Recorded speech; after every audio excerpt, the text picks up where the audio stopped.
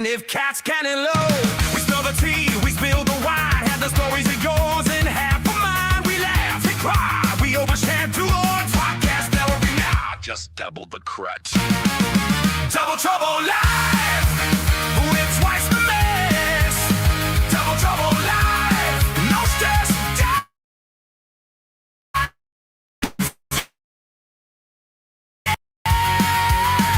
We got hot takes, back breaks, and zero seal. Double trouble live, coming at you for the thrill. Oh yeah, double trouble live.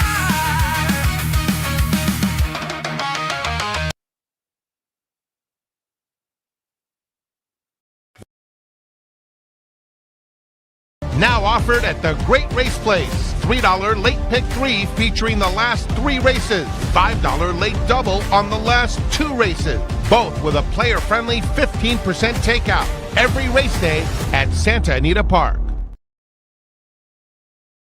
By the Kingston Egan, Santa Anita Park's racing secretary and director of racing.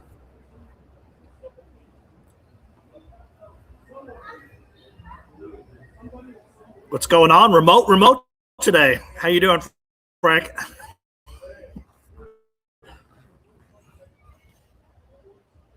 Frank's muted. Bingo card already, and I did not click the button. All right. You got to unmute your thing, Frank. I'm unmuted. Between Ciaran and the stupid platform, I can't get a word in edgewise. I was going to say hello, everyone. We are both remote today. Ciaran is in a way better place than I am, but I am in wine country. I was up here for a wedding, and I'm having a great time, but no chance I was missing today's card and today's show. I didn't even get invited to your wedding, which is what sucks, Frank. Like, really? You didn't invite me to your wedding? Yeah, that's not the first thing you haven't been invited to. We'll show you a little clip true. Later about tonight. That is true. That is true. Well, tell people where you're at, man. Hello, DTL crew. I'm in the Double Trouble Lounge here at Santa Anita. So if you happen to be at Santa Anita and want to hop on, I got this entire place to myself, all the way at the end of the track. Secret. Not even Chappy is allowed in here. I think there's another studio that's bumping right now with a pre-party Folds of Honor poker event, but we'll have time for that in a little bit. Good job yesterday, man. I wish I was doing the show because we would have hit it more. Bomb in race 8 that I needed to close out my doubles with syntax in the last race, and that was the key to my whole day. But I couldn't pivot. Because I was, reading my wedding vows. And I played in the contest, and like you said, if you've been on the show, I would have hammered a little bit more and would have won an entry today. I ended up being 9th out of 145, not too shabby. No, but not at all. Missed the cutoff as usual by a spot or two. But it is what it is. Got my money back. We supported Tyler and Express Bet on the tournament. They still are the OG of tournaments. So they're doing great things. They've really ramped up a lot. For those who weren't familiar with yesterday's contest, a lot of the live bankroll contests are pretty formulaic: win, place, show, double, exactas tries, and that's it. And then you have to play a certain amount of money in certain races and then churn your bankroll and yada yada yada. Yesterday was like, sign up, here's your bankroll, anything goes. As long as it's not one of the weird non-sequential things like the all turf we got to do, or like a 3x3 or something, anything goes. I did the late pick 3 and the late double right to brand, and if that one had won the last race, I would have been sitting pretty, but as always the case, Frank's top horse won one leg, my top horse won the other. I know. The double, I think the double paid like $200. I'm not kidding you. I would have had that 50 times in the tournament because I saved my $300 bankroll for the end, but I had to put it in before the races started because it was at the wedding. That $5 double paid $207, I think is what. Yeah, I know. shout out to Chris Babcock, DTL member, who had it. He cashed for like 3,000. So love you guys, and thanks for all your support. And apparently, while Mark Gelding was off running in the corgi races, you were in the chat room yesterday with some of the crew. Oh, the same thing on Friday. I hopped on the chat. We did a pivot, and really the pivot was based on the money. Like Friday, we got the late pick 3 on the double on 2 horses I hated, but the money told me, like you could see it. I was like, oh my God, it's getting hammered. And then even yesterday, I was like, hey guys, the 7 is the one getting the money into the next leg. And you could do all the handicapping you want, but I love the robots. We can tell by looking at the pools who is possibly live. And if you're not using that horse, you got to follow the money. These guys have the programs, the money that tell us what's going on. They don't always win, but when you jump on their backs, you make money. The thing is, exactly. They don't always win. And in fact, there have been plenty of times where they were overbetting a horse that you and I were just about, and we were right and they were wrong. But the most important thing with them, in my opinion, you may disagree, is finding that 4th or 5th choice that we're kind of like about. But when they bet it, it's an sneaky upgrade. Computer money, we include that horse, and we've seen that so many times on the show. And again, they don't always win, but they fire. I'm trying to watch the live feed, so to see. I guess you said we might get a mention on the track feed here, Frank. I'm trying to get it up here. Hopefully, I have it over here. I think it might be between after race 6, but I'll keep an eye on it myself. I'll let you watch it. I think we should get started, right? Yeah, let's go. We got 2 grade 1s coming up. Just a fantastic day of racing. And before we do, real quick, it's Memorial Day, so shout out and an honor to everyone who have served this country and maybe lost family members who've lost people in service. My dad and grandfather both served. They made it through their service, but a lot of men and women didn't. So this day is for them and their families. So that's why today we've got what we do. And we've got a big charity event at the end of the races, Folds of Honor. Foundation gives scholarships for families of those who got disabled or hurt and, serving the country. So great. Yeah, so it's a great tournament here, and it's on a Monday this year.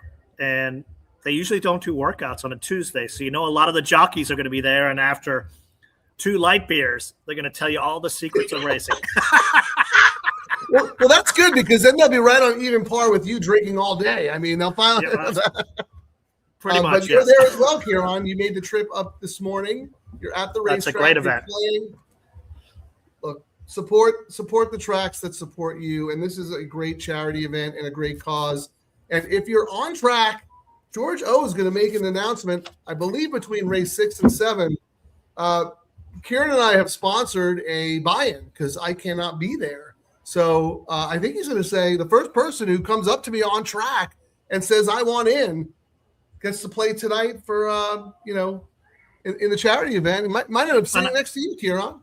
Oh, I was actually talking to some guys who are like, yeah, I'm not really a poker person. I'm like, then it's your perfect event to go to. Right. I was like, money doesn't matter. Last year, Aiden Butler, the guy who runs the track. Yeah, he was going all in every other hand like other people were. So it's a blast. No one knows what they're doing. Bust every time. It's a charity event, so you get to go balls to the wall, and the people who win it are the ones who have no idea. So it's like the Matrix. It's Matrix players will do very well. I have no idea about poker. Every time Terry and I are messing around and we play, and I have a hand, and she does. I'm like, does a straight beat a full house? I have to check it every time. I can never remember. But that's why I do the horses. The Matrix. All right. Let's go. Let's make some money.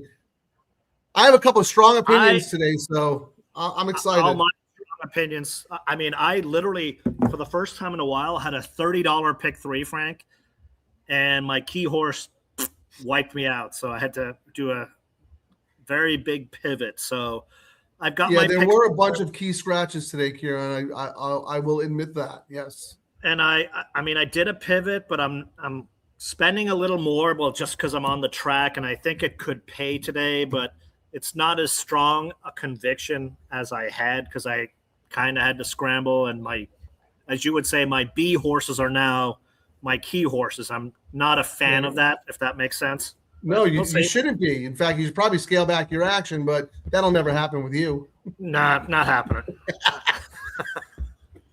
We need a new record here. I love it.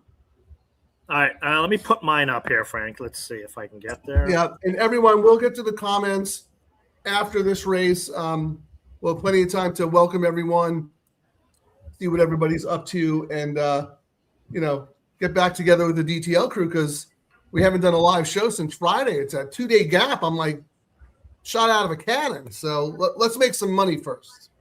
I've got some interesting info on this one. I mean, I was asking Billy thought process, what his thoughts were. And I know the comments, even I said to him was like, what's the distance going to be like? And yeah, I think the plan is there was a worry. I mean, I did not use the number 7, Rashmi, the Thomas horse. But I think as long as thought process and Rashmi, if one goes to the front, the other should not. If they start battling, this is going to be a very wide open race. And I thought it was I went 5 deep in this one. I kind of spread. I wanted to really single, and I landed on Pratt Safi, who just won the last race. I thought 2-1, by the way, Ciaran. Open at 2-1. Yeah, I mean, here's what I wrote, Frank. Ships out here from Gulfstream, sharp works, Pratt's riding, won't be this price, use. Pratt is 2 for 4 for the trainer for a big profit. Not surprised about. I thought the morning line, and I will say this. I've seen a lot of people yapping and complaining about some of the low payouts out here. And we didn't do a show the last 2 days, but I will say this. I think this is probably the best morning lines we've seen out here. I think in a so long too. Time. And I think that is a function because of that. That's why we're seeing the pays that there are, because, it's AI. It's picking these morning lines, essentially. You talked about it the other day. I think the morning lines are legit, and we're seeing what things should pay versus what they would have. So this is one where I thought the morning line was insane, and it's been changed. They're going to whiff, right? But my feeling is, I think when they tag a low line on a favorite, like even money, 4 to 5, or they're aggressive with, that means that's the horse that the computers are going to fall in love with, because the computer is making the morning line. And to us, I think that is just tremendous value. I don't care if the rest of the horses are priced incorrectly. That's the only price I care about, because that tells me this is a race we need to get involved in if we do not like a horse who is going to be heavily bet. And I think the way HRN does the morning line is correct. Tilts that way. So, and then the other thing too, we would find a crazy long shot who should be 30-1, but the way the morning lines used to be, the horse would be like 6 or 7-1. Right. And then those people who would throw in a bunch of horses would throw it in because it was 6 or 7-1 versus 30-1. They're not throwing these 30-1s in, and that's the extra value and the bigger pays you're getting. So I love the morning lines right now. And the other thing is, you would see a horse that is going to go off at 3 to 5, 2-1 on the morning line. If that horse is 3 to 5 in the program, everyone is singling that horse and moving on. All the lazy players. And if you're against that horse, you have zero value because the morning line is 5 to 2. It's, what I mean? So we have a lot of things to say about that, but Ciaran, we only have 10 minutes. I don't know where the time went. Why don't we look at the well pays and see who took money in this leg? The 5 is the favorite in the double, $34, and in the pick 3 at 67. I'm assuming that's thought process. Number 2 is the second choice with 42 and 115. And then it's pretty high after that. The 7 is 79 and 150. So the computer's kind of, the multis see it as a 2-horse race between the Safi Joseph horse you mentioned, who, by the way, used to be out here with D'Amato. And I believe Mike Joyce owned a piece of that horse with CJ Thoroughbreds. and won a couple of big stakes races with that horse. So it'll be very interesting to see what she does. And then, of course, Thought Process, who is a beast, but maybe distance challenged. I didn't think it was as easy as just those two. I have one more to throw in, but go ahead. I actually asked Billy, I was like, well, how's the race? Anyone could win in it. He agreed. And then I was like, well, what about the distance? And he was like, they don't think distance is an issue. It shouldn't be an issue, but if that's your hang up. If she goes too fast early, it was an issue in the Del Mar, in the grade 1 last year that she finished third in. So. Yeah, I think you want to see her 2 or 3 back. But, I mean, or just rip you've got open. Voldemort on. But you've got Voldemort on, so we'll see what happens there. So let me just look real quick. Spread, and then a single in the last, then a little tighter. But, yeah, why don't we talk about you're planting a flag with the 7 there in the last race, because that's a single on 2 of your 2. Yeah, I mean, I like I said, my original single that I loved was Big Bill, the Ricky Glad horse, but it's scratched. And my second choice in there was, still Bulletproof. Mathis is starting to heat up. His stats, though, are one of those things. He's 1 of 27, dirt to turf. First start since October, he's got good stats. I said use somewhere, but it was such a wide open race. I mean, that race, Frank, the favorite wins 41%. Yeah. But 31% of the time it's a price. So it's one of those, the chalk wins or it's a crazy price. And yeah, I did not like your Big Bill at all. I bet that horse way too many times for my liking. Never wins. I love the 9 in that race. I absolutely love the 9. I had another horse that I liked who was a big price who scratched. And then I gave a little credence to the 4. I have your 7 as like a second tier contender, but I am all about the 9. I am betting my whole day single to that 9. Here's what I said about Hera hops on for Carla, who's 8% and keeps blowing up my tickets, AKA I've lost 2 tickets where I've had her and then she's blown up a ticket where I didn't use her. So she keeps blowing up my tickets. Jaramillo's 0 for 7 for her. Bullet work, I did say use on a long shot ticket, so it's not like I totally discounted it, but I had to use it because she's either going to screw me or one way or the other. So it's kind of like the Mike Smith thing. She's on my ticket because of that. Simple as that. I would say she's been very unlucky with Jaramillo because they had horses run monster races and finish second recently. Look, she has 17 starts. She's got 2 wins, but 4 seconds. I have her with Jaramillo, 8 starts, 13%. With a $5.25 ROI. So I just think that's the horse. I don't mind your Mathis horse, but you know how stubborn I am, Ciaran. I always say on the show, a horse can't win for maiden 50, moving up to the maiden special weight. I mean, that really, really bothers me. The other interesting one in there who I had as my 3rd choice before the scratches, so it's now my 2nd, was the number 2, Throwing Heat. Frey for Lee. Now they're 0 for 7. I think that horse scratched. Oh, it did as well? Oh, my God. Yeah, because that was my other A. That was a sneaky horse for me.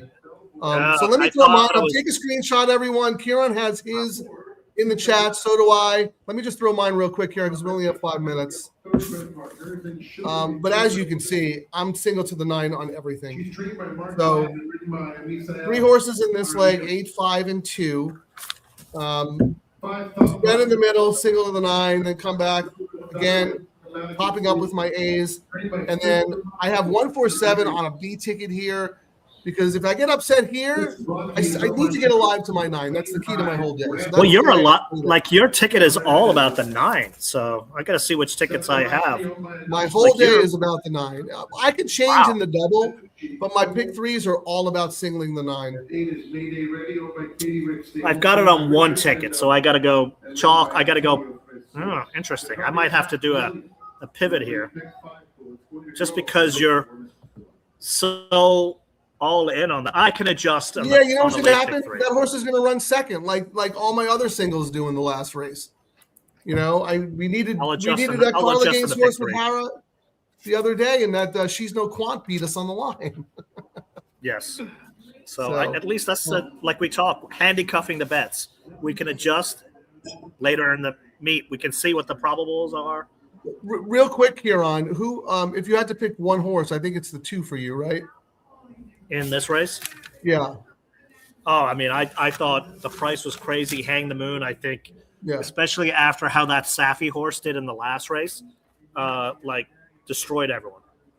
And what about in the Shoemaker? I think you have the 2 as well as a single one of tickets. Yeah, Formidable Man. Yeah, I mean, I think that was the horse I thought Pratt came out to ride. Although after seeing Forge Steel in the last race, maybe that was the one he. Yeah. Remember, everyone, you can see my full low takeout analysis, the Matrix on the Santa Anita website. Ciaran posts all of his stuff as well, including some free content available on the Santa Anita website. Do you want to see? Actually, no, because the next race is a dead race. I don't think the probables we can do that in the next. Anything. No, but I don't think they mean anything really. Not in this one.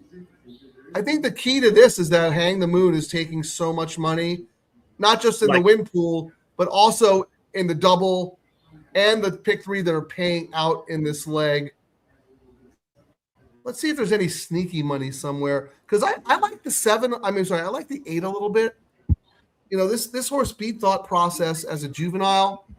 Hasn't trained on like Thought Process has, but, you know, recently with Mandela, a couple of starts, I thought that horse could absolutely surprise at a decent price, assuming, like you said, Ciaran, if Rashmi and Thought Process kind of, you know, like throw it down a little bit, it's going to set it up for someone who is stalking or coming from off the pace. Right? Oh, absolutely. 100% agree. Sorry, there was a little lag there. One? On which number again? On the Mayday Ready, the 8 horse here. 2 minutes, guys.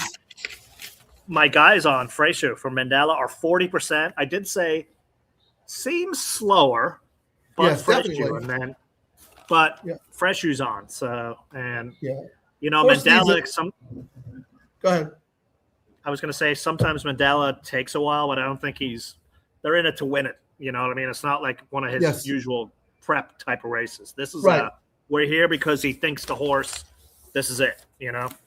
Yeah, I think last time was the prep, and Mandela. I agree, I think Mandela was impressed with how he ran and said, you know, for Mandela to run this horse in a grade 1, second time in his barn, tells you a lot because he usually doesn't. He's like usually more patient, and he probably might be looking at something closing weekend or opening weekend at Del Mar. And the fact that this is the spot they decided, 100%. Although maybe they're deciding here and taking a shot because they know they're going to race opening weekend as well. Well, you never know. That's true. That's true. But I have to think he doesn't want to run. He's not here to get embarrassed in a grade 1. Let's put it that way. True. But you're right. He may have something more suitable for this horse's ability during Del Mar, because if you look at the form, you're like, how is Thought Process not going to beat this horse by, 20 lengths? But then, like I said, if you go all the way back to that Breeders' Cup Juvenile Turf, this horse finished second. So there's definitely class here. She hasn't put it all together yet, but second time Mandela, second off the bench, the tiny Italian racing machine. Oh, absolutely. I'm actually trying to do a pivot here where I'm going to use your 9, Frank. I'm going to go 2-5 with 2 with 9, and I'm going to do it for $6. That's enough. So a $12 bet, just because I wanted to have something where I'm overloaded on. And sure.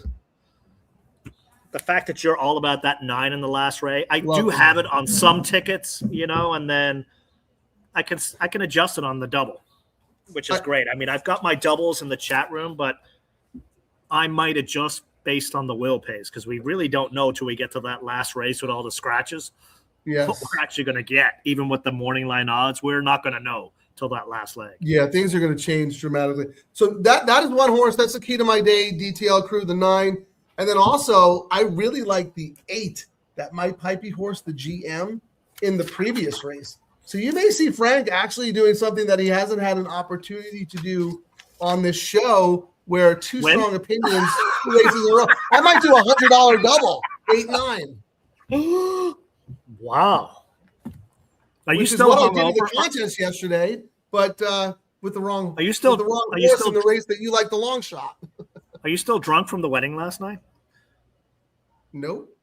I'm confident. I'm very confident. I'm so mad about yesterday because I know you and I would have had that double multiple times pivoting on the show. Because if you looked at my matrix, I had the 7 as my top pick. And a lot of my action had the 7 singled. But then again, I will say this: it would have taken a lot of convincing, I think, because there wasn't really much on paper. For that film, I thought. oh, they're at the gate. All right. Sorry. Good luck, everybody.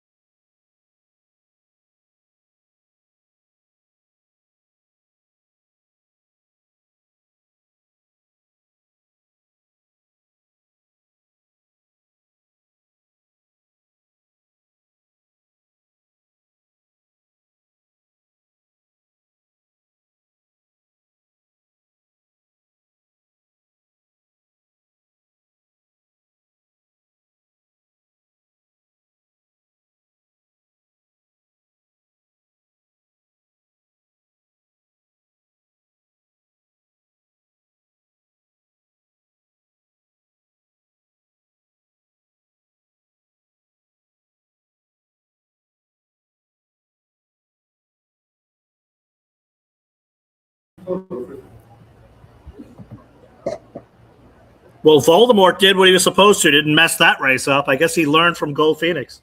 Well, Listen to instructions. What's funny is that was Billy what told me. He told both jockeys, don't kill each other. One takes the front. wearing the turquoise pink hoop silks of the estate of Brereton C. Jones. So congratulations to Thought Process. That's such a really, really, really nice horse. Perfect trip, sat off the other speed horse. Like you said, it all depends on what Voldemort was going to do. He did what he was supposed to do, sit off. If Rashmi didn't go, he would have gone. But sitting off Rashmi, no one was going to. for a second there, my Mayday Ready looked loaded, and then when the real running started, Nothing. she just was outclassed. All of them were outclassed, actually. Thought Process is a very, very nice horse. Curious to see where she ends up next. Unfortunately, no grade 1 turf races for older fillies and mares at Del Mar. So any chance we might see her at Saratoga? Maybe. I don't know. They do ship. I mean, we weren't planning on shipping gold out there this summer. Word, that's off the table. Now we're racing Phil yesterday, 99%. We're going to race closing Sunday in the Capistrano, the mile and 3/4 race. He has to run. He's so geared up. I guess Phil in his video yesterday said, we paid to ship Gold Phoenix out to Churchill to work out. Well, no, you shipped him to win. But, he got stuck behind a wall of horses. It ended up being a workout, but that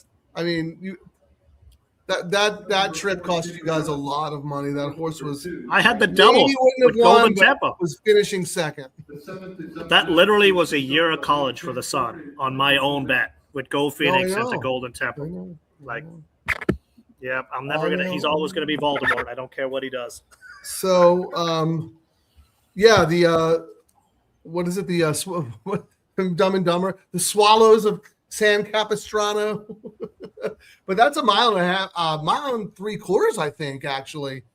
Yep. Oh my God, I can't wait to see him run that far, because you and I know that he could run. He could run hurdles going 3 miles overseas. I mean, that horse could run all day. People think we're joking. Like at the end of the race, it goes back to the barn, and he would look like he did before he went out in the morning. Didn't even race. Like, it's crazy. Even at 8.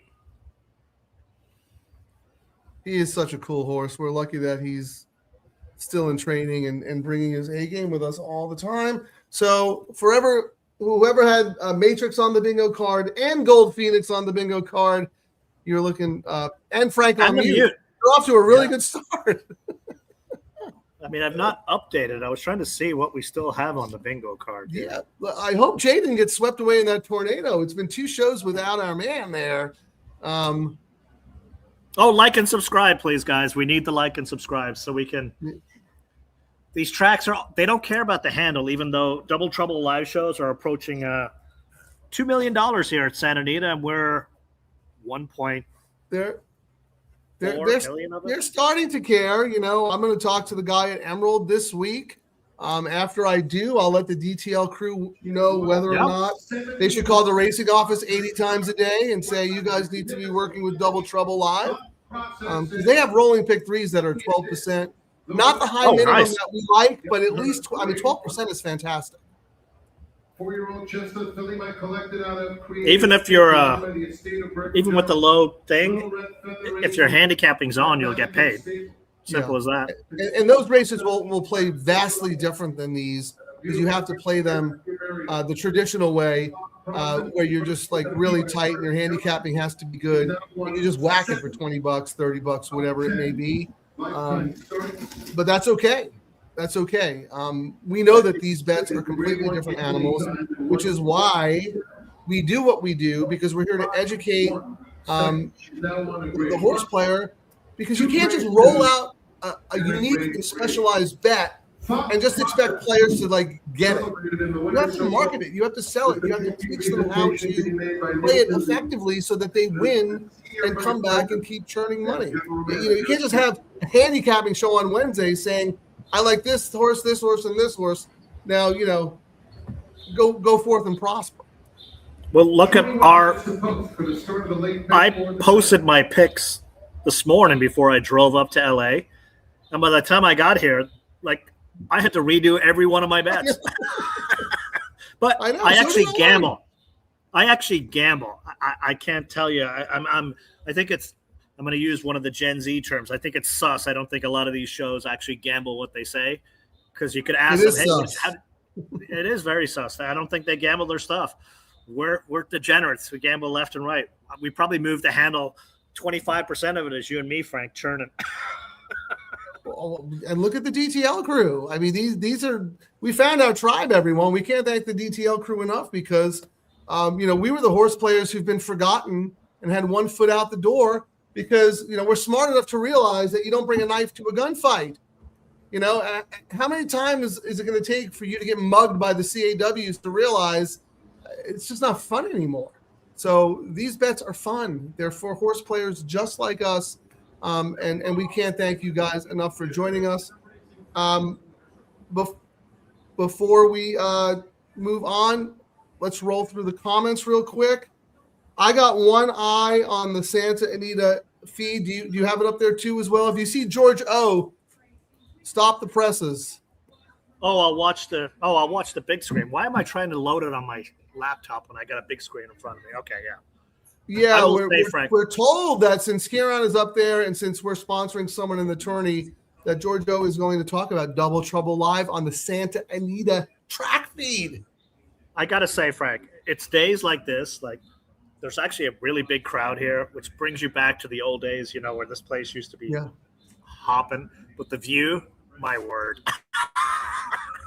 This track is just uncomparable. I'll show you guys later. The view is like it. They're kind of starting to build up the mountain, but they really can't build up too much because you see a lot of places like even out where I live. I'm like, go ahead. No, you finish. I'm sorry. I was going to say even out where I was like, yeah, they're never going to build on my view, and then the next thing you know, they carve a road up the mountain and there's a house. They can't actually do it out here. Yeah, it's a lot of protected land out there too. You also have the Arboretum, right? I mean, it's just beautiful.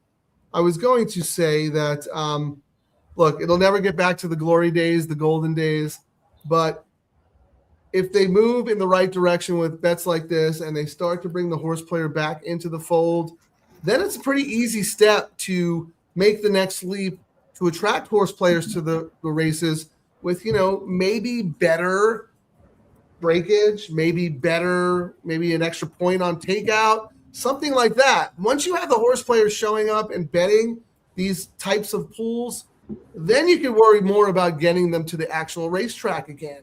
Set up a Double Trouble live lounge and we'll live bet with them all day long. Look at the probables and the will pays.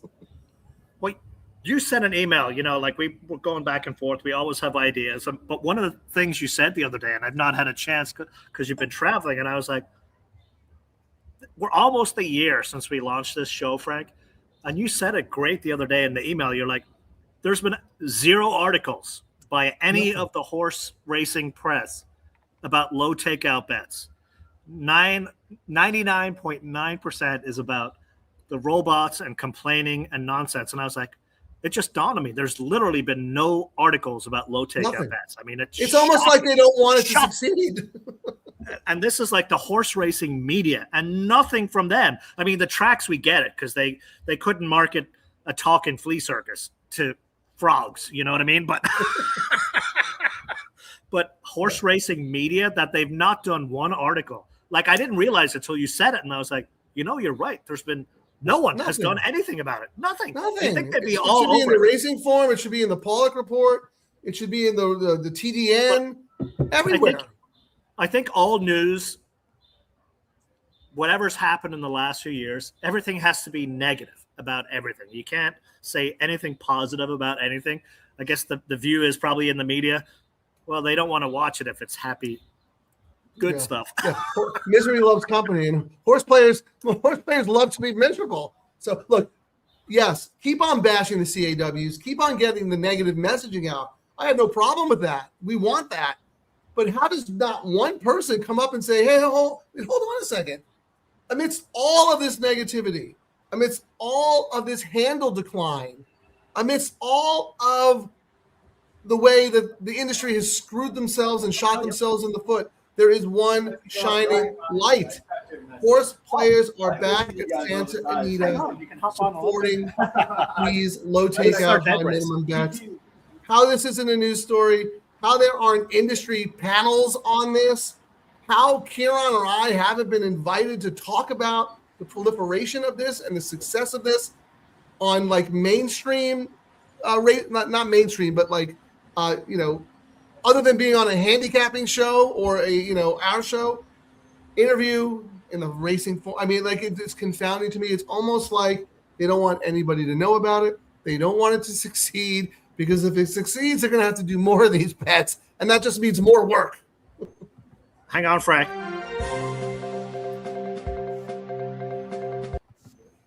We got one of our guests actually listen and wants to hop on and give us those picks so we can talk smack.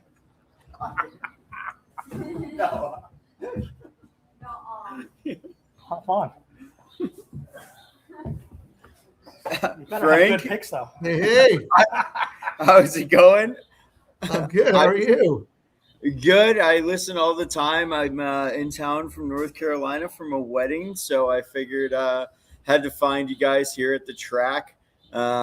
Say hello. What's your name? So Ryan Conahan. So Ryan Conahan, welcome to Double Trouble Live. I wasn't expecting to be on air here. So What did you showed up at Santa Anita and you're like, I'm just gonna look for the drunk Irish guy?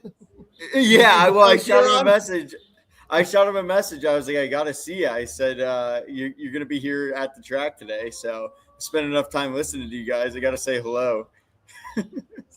Ryan, that is awesome. I can't thank you enough, man. We appreciate you, but I don't want to put you on the spot or anything. If you have to step away and come back, but we'd love to know if you have a late double or a late pick 3 play to share with us. I'm not. Don't put me on the spot now, because Okay. right now we got here about an hour ago. I tried to do some handicapping in the car. So Go have some fun. I don't want to lead anyone astray. I'll let the two pros take that before I lose anybody any money here. So Okay, I got it. as only being to Tampa and Fairmount Park, I mean, this track is incredible. That's what I will say. I mean, just absolutely blown away. Backdrop, everything. So couldn't be happier. You see it on TV and you're like, wow, that looks awesome. I'd love to go there someday, right? And then you go there and it's a million times more impressive than you could even imagine. I got my girlfriend here. She's like, whoa, this isn't like what you've taken me before. I was like, yeah, this is different.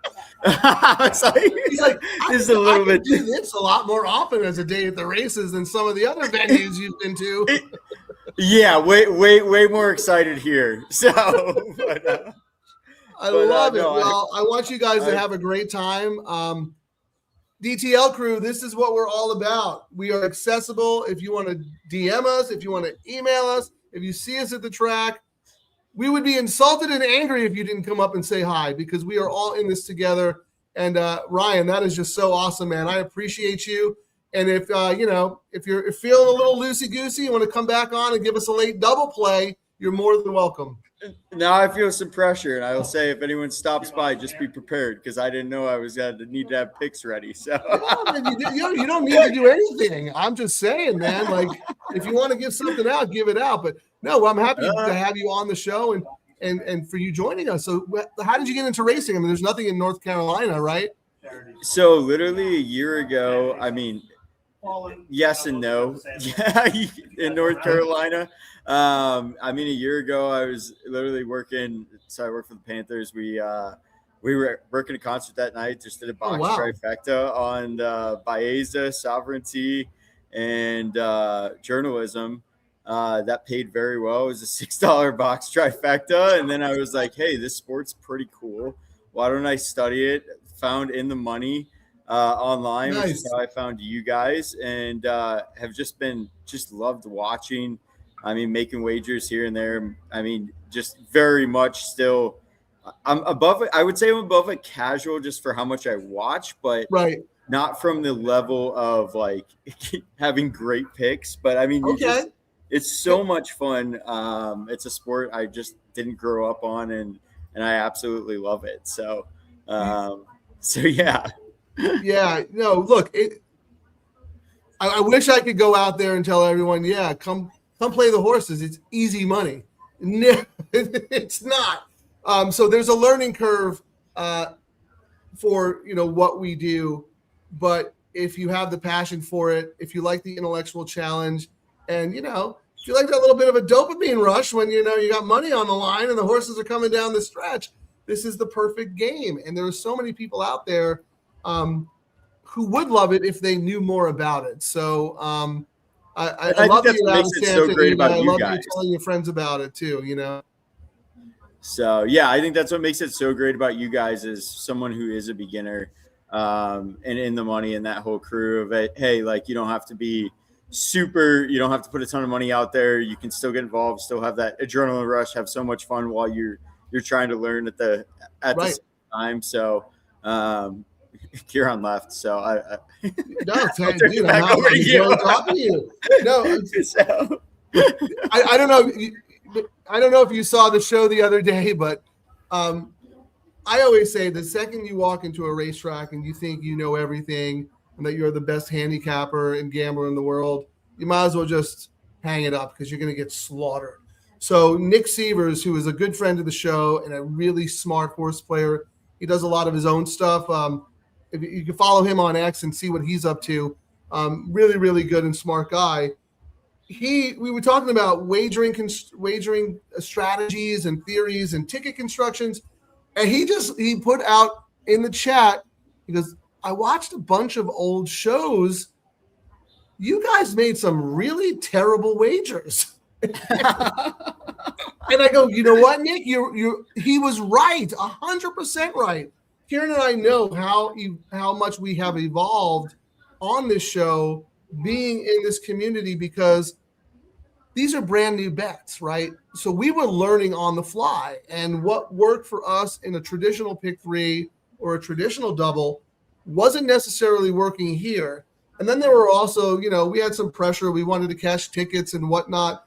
But once we got over that little hump, that little learning curve, everything opened up. So I know it sounds like Nick was busting us a little bit, but I took that as a massive compliment, because what he was trying to say was, when you guys started the show, you sucked. But look where you are now. Yeah, look wow. So no, I appreciate everything you guys do. So like I said, having an absolute blast here, and let's make some money. You're welcome anytime. If you got to go, don't worry about it. I'm going to go through the live chat, but if you want to stick around, that's fine too. But perfect. I'm going to turn it back over to the pro. All right, my man. Thank you so much. Really glad you came on. Thank you. I appreciate it. I was not expecting that. Oh my goodness. 5-minute break from Frank. Thank you, sir. Cheers. We'll swing back. Oh, that was awesome. Oh, and plus I got a 5-minute break from listening to you. Like win-win. Who are you kidding? You listen to every single word. You can't. And then I was able to go downstairs and get another drink. Well, unfortunately, I was having so much fun talking to Ryan that I didn't even get to go through the comments yet. So, here we go. Right, there you go. Look for George. Keep an eye out for George. I am. All right. Money, respect, power. Sorry we missed this for race 5, but welcome back to the show. Our friend from the Great White North, Cat Ain't My Form. Fellas, right back at you. Thank you very much. Again, thank you, Money, respect. I showed this at the top of the show. Memorial Day. Thank you, Terry, always. How about Jeff? Hey, guys, let's go. Massive respect to those who sacrificed so I didn't have to. 100%. Absolutely. That's what this day is all about. Same thing with Terry, our heroes. Ciaran mentioned the Fold of Honor poker charity event for the family members who have lost loved ones in the military or the first responders, and also, any of the disabled vets or first responders out there.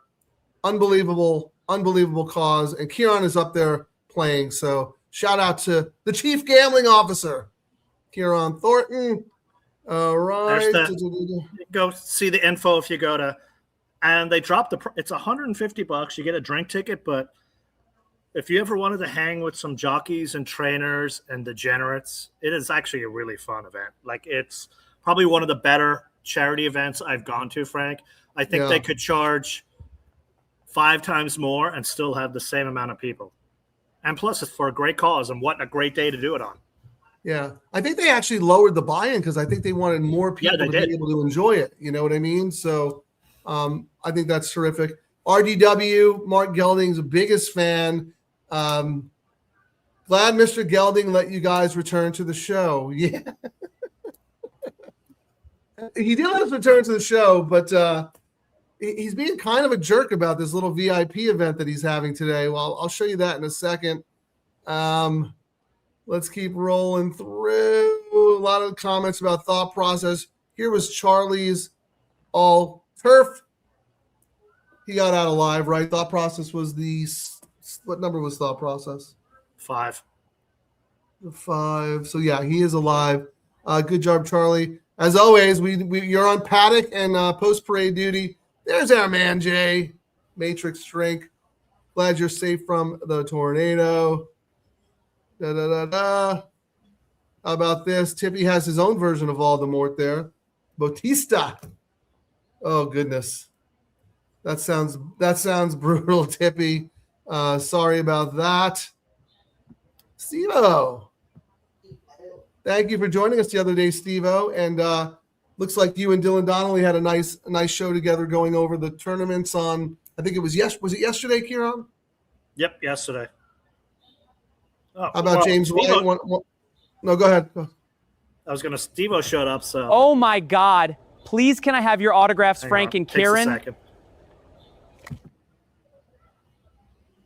Oh my God. I don't know if it's playing. Please, can I have your autographs, Frank and Ciaran? This cabbage is great. Yeah, it played. It's awesome. James White, real Sharpie. You know what? This means a lot to me and Ciaran. DTL enlightened me about the takeout. No one I ask at the track seemed to care. Thank you, DTL. That's right. That's why we're doing what we're doing, and we are so proud of everything we've accomplished, but could not have done it without you guys.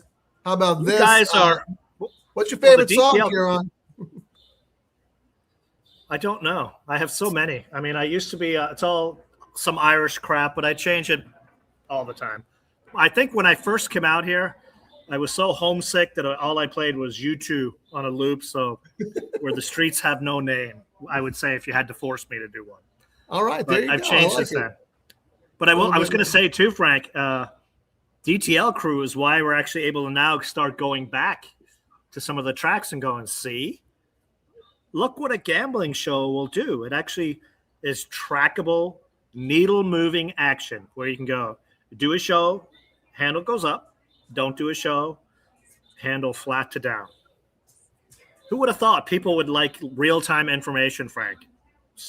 Shocking. Horse racing does a great job at marketing everything else besides the one thing they should spend every penny of their marketing dollars on, gambling. Gambling. Update from Steve-O. Look at this. Dylan's winning the Express Bet tournament right now. Yes, he is. Are you playing today? I did not. I almost won my entry, and I was like, yeah, I don't want to have to go back and forth. And yeah, I bumped into Dylan. I was like, how you doing? He's like, my only worry is I don't get disqualified. And then I was like, well, I know what that's like. Yeah. That's Ciaran I've done special it. right there. Oh, I think, what was it? $3 Fake or Bob $50? Baffert. Let's get back to the picks. Well, first of all, thank you for joining us. Second of all, this is not a pick show. It's not a handicapping show. We do not give out selections. We gamble, and the only reason we're not talking about this race is because they do not fit into our brand, which is low takeout, high minimums. But we will give out bets right after this race, so stick with us. I was going to say, let's look. So we know 2 in here, or 3, and the 2 is going to be dominant in the next race, Frank. I was going to see if there's anyone getting sneaky money. So the 3 to the 2 obviously is $7. The next lowest in the next race is the 9. Who's the 9 in the next race? Don't know. Didn't look at it. Twirling Point is the second choice, Frank, on the probables into the next leg. That's why is that correct? Yeah. Oh no, 9. Oh, 9. Are you talking about this race going forward? going forward. So the 3 to the 2 is paying $7. The 9 to the 2 is paying 17. So that's it looks like that's the lowest into the next leg. So Yeah, who's the the way the favorite? money is, they're saying 2 is like going to win this race when the gates open, or 3. Not this race, the next race. Who's the favorite in the next race?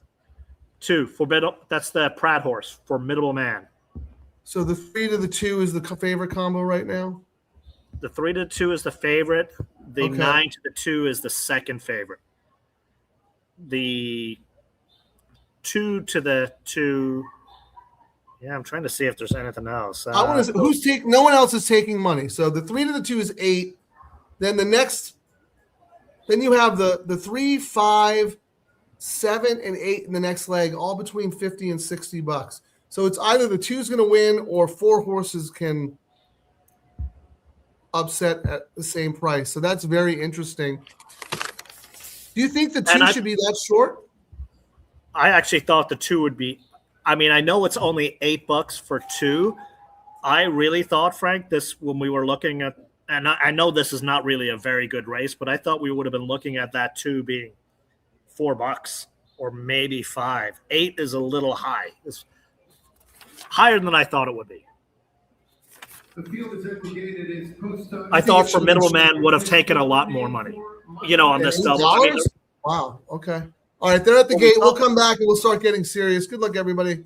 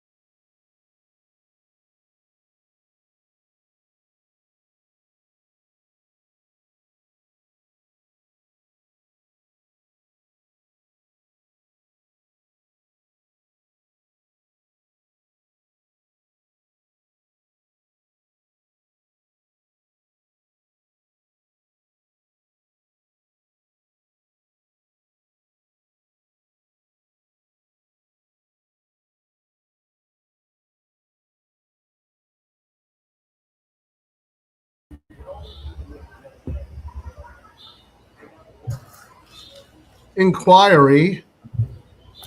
For the start, 2 horses Yeah. are so far back.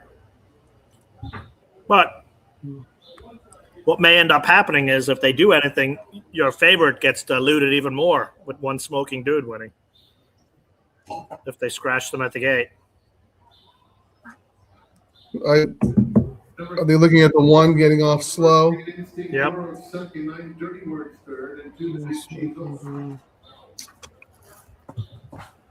So Dylan's at 16,000. That's good. Good for him, man.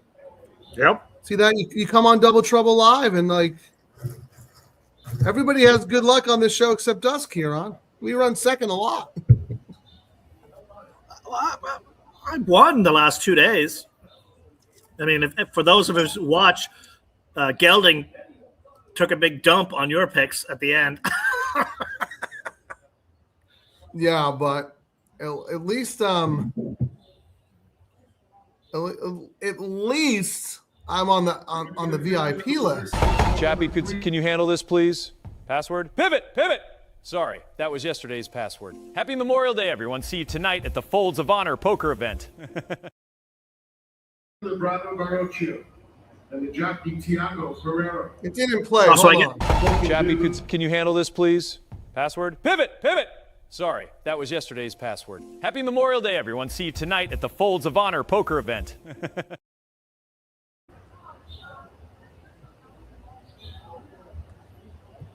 I'm not allowed to tell you the new password for tonight. I'm under. I know enough people where I could still get in. You just slap them some money and voila, the door opens. All right, Are you time to saying get that busy. Mark Gelding can be bought? I think we've proven that over and over. I mean, geez, where is it? I mean, Chappy. Don't let him know. No.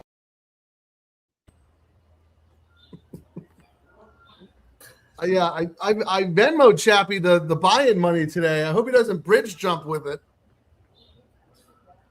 I saw him up in the VIP section, so he probably used it to cover their food bill up there. Well, if that's the case, then there's gonna be a lot of starving people. All right, are you still looking at this? Yeah. Wow. Yeah. Well, it doesn't involve the winner, so that doesn't really matter too much. But it does if you had the horse that they're looking at. So did Ryan just come and find you, or did you know he was coming? What was up? He messaged me on, like I always ask, whenever I go, I say, hit me up. And then he actually messaged me on X, and I was like, well, I'm in the Double Trouble Lounge all the way at the end at the top. And he rolled in. I mean, people think we're not serious. Like, remember last year, Frank? We were like, we have a box at Del Mar. Come sit in our box. And no one would come. Like, I know they're used to other people going, hey, I'll get you this, and they get blown off. Yeah, When we say we'll have you on the show, we'll have you on the show, for real. Like, we had one guy, I forget his name, I apologize, but I haven't seen him in the chat in a while. But he found me and asked if he could use the box at Del Mar. Absolutely, right there. Pick 3 ending in the 7th. A consolation. Yeah, horse players. For number 7. Additionally, and very importantly, oh, geez. pick 6. Pick Consolation 5, payouts and pick 4 wagers. for the 7. They coming a non-starter. 6 and 5. Yeah. Involving number 7. They diluted the pools on that nonsense. Yeah, look, Charlie had that. We'll confirm the pick 4. Assistant starter was holding the horse. And pick 5. Which horse, Ciaran? I can't really. Number 7. Number 7. Pick 6 and pick 5. It definitely transfers.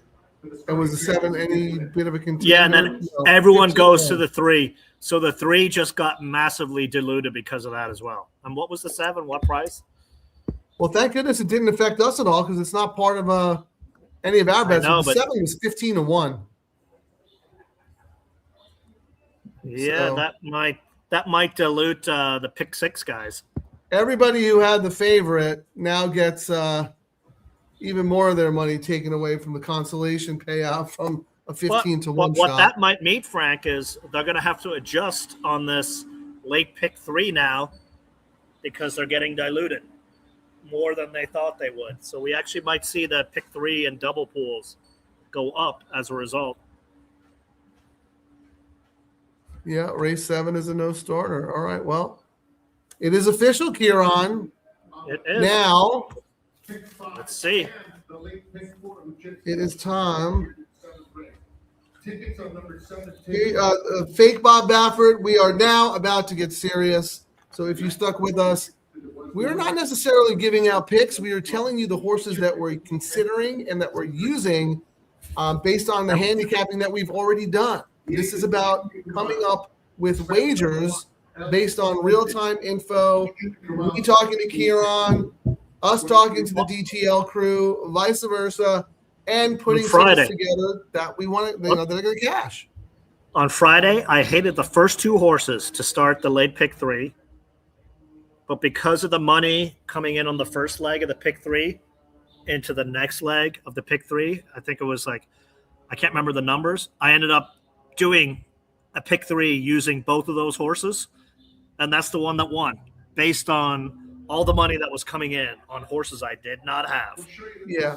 We'll get Simple as that. real quick, because maybe Fake Bob Baffert really doesn't understand what we're talking about. You want to give just a brief crash course in, what we do and why we do it this way, as opposed to other shows who are just like, I like the 3, 4, 7, 8, 12, 14, and the 16 if he gets in. Those are my picks. We do handicap the cards ahead of time, but we come in here and on races where we can change our opinion and our bets, we do based on the money.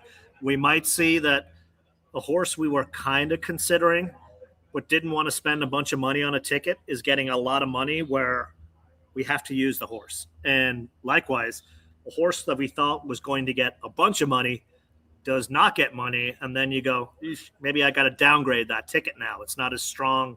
Right. And we get that because we're doing the late pick 3 and the doubles and their low takeout and high minimum. We're getting paid when we're right. And we can see what's going on. We can use the information of the big money guys and make more informed decisions, because if they're betting big money on these horses and you don't have it, maybe you got to look and see, what did you miss or what do they know? And someone, as they say, someone always knows. Look at the stock market and oil prices. Oil prices plunge before a deal is made and they rise before no deal made. Someone always knows somewhere. Follow the money. Simple as that. That's a great point. But not only that, Ciaran, the other part of that is, look, we all know that it's not easy to find horses that you want to bet on. There's a lot that's going on. And we've got the DTL crew here giving us information. Like Charlie is so good with the workouts and looking at horses in the post parade. And I'll be the first to admit that those are the 2 least strong parts of my game. I mean, I'm terrible at that stuff, so I hardly even consider it, but I don't need to. I mean, Charlie's our man. He's so generous with his information. We got so many smart players in here who may suggest a horse that you and I have overlooked, Ciaran. I will say I was looking at the doubles paying $940 franc. I actually think that's higher than what I thought it should be paying. And I was trying to see if there was sneaky money somewhere. The pick 3, the 5's paying $12. The sneaky money is number 5, the Phil Fraser horse, Almendares. I'm probably butchering the name. That's paying $32.50 in the pick 3, and in the double, it's paying $35, but the 8 is paying $31. We usually say the pick 3 is where the right money is. I think they adjusted the fact that it's paying $12 for the pick 3, Frank. And I think I said it before the last race. I really thought we'd be only getting $5 or $6 on this 2. I mean, the 2 looks dominant on paper, but missed a couple of work. There's some workout. There's some gap in the workouts there that, again, not my strong suit, but someone else had pointed out to me yesterday that may be cause for concern. How about before you go on that, why is the 8 Call Me Corey? I mean, that horse is taking money. Well, Lone F. Probably had this. You probably had the same notes. Hang on, where is it? What did I write? Call Me Corey is a little short in the double, according to optics. You know why? And pure odds, I mean, second choice. I'm not surprised. Smith Rise won 2 in a row. Big jump in class. I actually will say the morning line seems low, but the AI this is when we kind of talked about it earlier in the show. I said the morning line, I thought, because it was 6-1 morning line, I went, morning line is kind of low, but the AI morning line has been very accurate. So it means use somewhere on a ticket, although the trainer's 0 for 14 in graded stakes races. But this is one of those things like Hansen's kind of cold, but you got like big money Mike Smith on. But again, back to my point, I'm paying a little bit more attention to morning lines than I have in the last few years. And we talked about it earlier, where I think they're a lot more accurate. And if they're lower than what I think they are, I'm trying to see what I'm missing. So I'm not overly surprised. You expected this horse to be second choice in the double? No, not second choice. So rank your horses for me, please. Let's see. I went 2, 5, 1 before the scratch. So I went 2, 5, 3, 4, 7, 8. Yeah, keep going. Exactly. That's my point. Why is this horse only paying $31 in the double? Because it's Mike Smith. It's Mike Smith. Simple as that. I'm astounded. If anyone out there has a reason why this horse should be paying more than proven graded stakes winners, please tell me. So what are you looking at? So on the double, number 8 is $31. Like it is. It's paying more than the 5, Almir. Yes. That's what I'm saying. It doesn't make any sense to me. And the pick 3, it's paying $40. So he's the third choice on the pick 3 as well. Yeah, that's the horse that's taking the money. Let's look forward. King of Gosford is dead on the board. I mean, King of Gosford is a grade 1 winner, I think. Well, let's look in the next race. So with the key scratch, the 4 is going to be the favorite in the next race. And the the 2 to the 4 is paying $16, Frank. Yeah. The 7 to the 4 is paying 61. The 8 to the 4 is the 8 to the 8 is the third choice. Yeah, there's weird. This is like the other day. There's weird betting. I mean, there's only 12K in though. We probably should. The only thing I could say is that because El Patente is out, a lot of people think Call Me Corey with Mike Smith, a good front end jock, is going to go to the lead, walk the dog, and wire them. But I like the fact that they don't think someone of quality in this field is going to run that horse down, coming from a non-winners of 1. That astounds me. That horse is taking way more money than I ever would have expected. Let me just roll through real quick to see if anybody has a thought on that. It looks like it's barn money earlier, Frank, and it's got 12K to win on it. The 7's got more win money on it. The 7 SEAL team, 22K over the 8.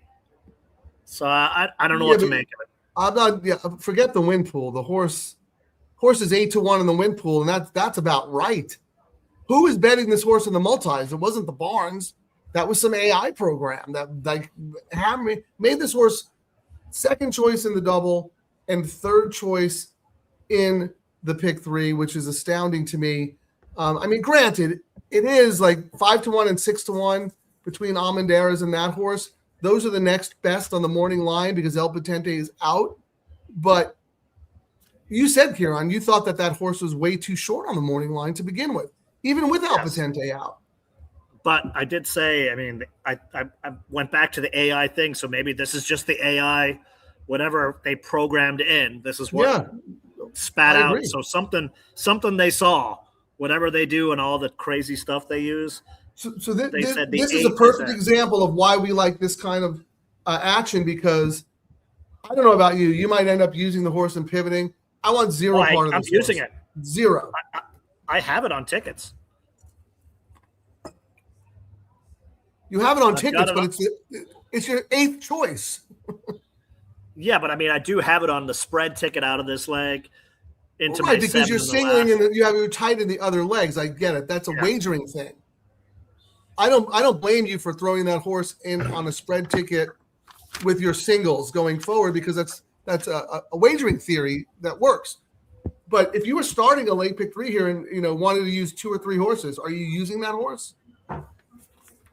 If you told me I could only use one, I will say if I was playing in the contest, Frank, Mike Smith has been so good to me late in the cards at Santa Anita that it would be a reason why I would, especially seeing the action he's getting. But I might end up doing a double or a win bet if he stays. I mean, you're getting 8-1 right now, but this is the pick 3. But on the pick 3, he's paying 31. So at 8-1, if it stayed at 8-1, I might actually do a win bet. When we get closer. No, you said you might do a double or a win. Oh, even though it's not part of the late double, you still might do a double. I get it. Okay. Yes, because of what's going on. Because I mean, right now, okay. the lowest price with the 8 is the 8 in race 10, and the 8 in race 10. But before you go on to race 10, Ciaran, just look. Here's another reason the horse might be taking money. Charlie said workouts wise, 8.53. So the horse must be doing really, really well. You know who the 8 is favored to on the double, Frank? Your GM horse. 8 to the 8 is the lowest. The GM's not going to be that morning line. I actually really, really like that horse. I like the 8 in the next race and the 9th in the I might have to do a pivot bet with this. I don't think I have the 8s. I got to look at my book of bets here. But I do have the 8. While you're looking, let me roll out Steve-O. Thank you for joining. Hey, Steve-O, we're not able to pay attention, so keep us posted about what Dylan's doing and what's going on over there. He is 2-3-5 here, so he's not using the 8, nor am I. And then spread, which I like, and he's all about the 9 single. I love that horse, Steve-O. I love that horse. I do have the 8 on my all turf, single to the 7 in the last. So that was on what, a spread, single? Yes. But again, if you look at how you listed them, that horse is the last one you listed, right? Oh, absolutely. Yeah, okay. But the fact that it's getting that kind of play in the pool that we like to look at. The pick 3 is the pool we like to look at, and it's getting play in that. It got play in that. It's not going to be, I think, based on that money, even though Formidable Man is getting a ton of money, I would actually say Call Me Corey is probably going to drop to 5-1, maybe 4-1. Maybe shorter, go off a second choice, like 3-1 even. Money, Respect, Power. He is not using the 8 either. He's not using my 9 in the last. Who do you have in the last as your top pick here on? I ended up going with Still Bulletproof, the Andy Mathis horse. What's the number? Rosario. Number 7. Okay, so yeah, he likes your 7 there too. He's 7-3 in the nightcap. I'm actually doing a Folds of, one of my doubles is a Folds of Honor ticket. So I'm doing SEAL Team in this race, and then I'm doing Disobey in the next leg, the number 9, and then in the last leg I'm doing Moment of Valor and Still Bulletproof. That's one of my. Oh my God, that is awesome! If you're trying to figure out what I was doing, that's one of my $12 tickets there. I was just doing the military theme right there. This is the first time ever on this show where Ciaran is going to teach me he's going to educate me. What is Thistle Bay? I don't know what Thistle Bay is. What? Still? No, I said it. Hang on. What is it called?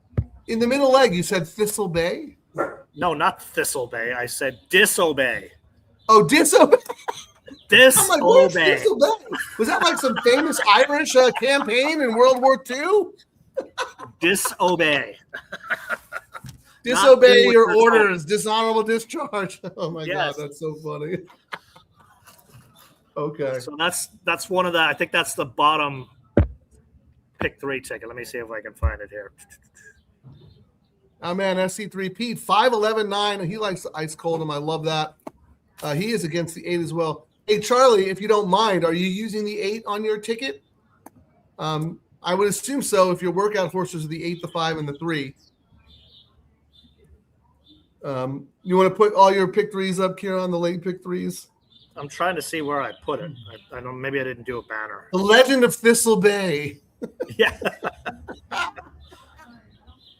My great grandfather stormed the beaches of Thistle Bay. Oh boy. All right, here you go. Here. So yeah, look at that middle, that second one, Ciaran. 2, 5, 3, 4, 7, 8. You want to get out of this race alive, obviously. And we like to list them in order of preference. And if you look at Ciaran's, strength of opinion, I mean, the only reason the 8's in there is because you have everybody. Pretty much, yes. And it's Mike Smith. On a race like this, on a day like today, This is when that dude shows up. You know what I mean? Well, so the question to you is, like, you have used the horse, which good for you. I'm not going to use the horse. At what price will you make a win bet? Because in the imputed odds, you're probably looking at like between 5 and 6 to 1. Do you consider that good value? Because I sure don't.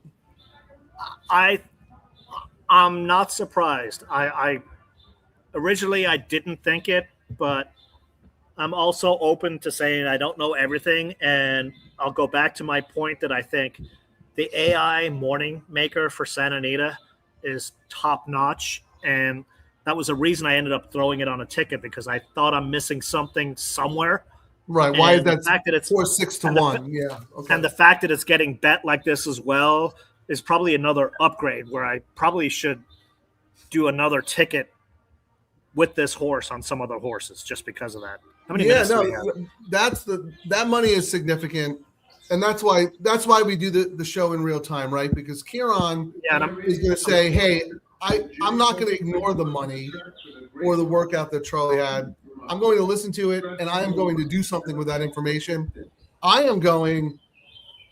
And the reason I'm also, I appreciate it, I understand it, but I am not using the 8 at all. I just do not like the horse, no matter what. So this is a very good exercise to see, who's right.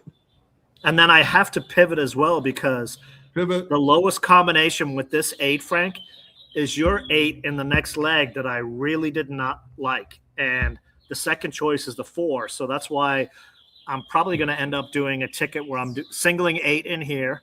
I'm going to use 4, 8 in the next leg, and I might do a little bit more spread in the last as well. So I might end up spending another $24 on this ticket just because of this money coming in. And I wasn't like you, Frank, where I totally discounted this horse.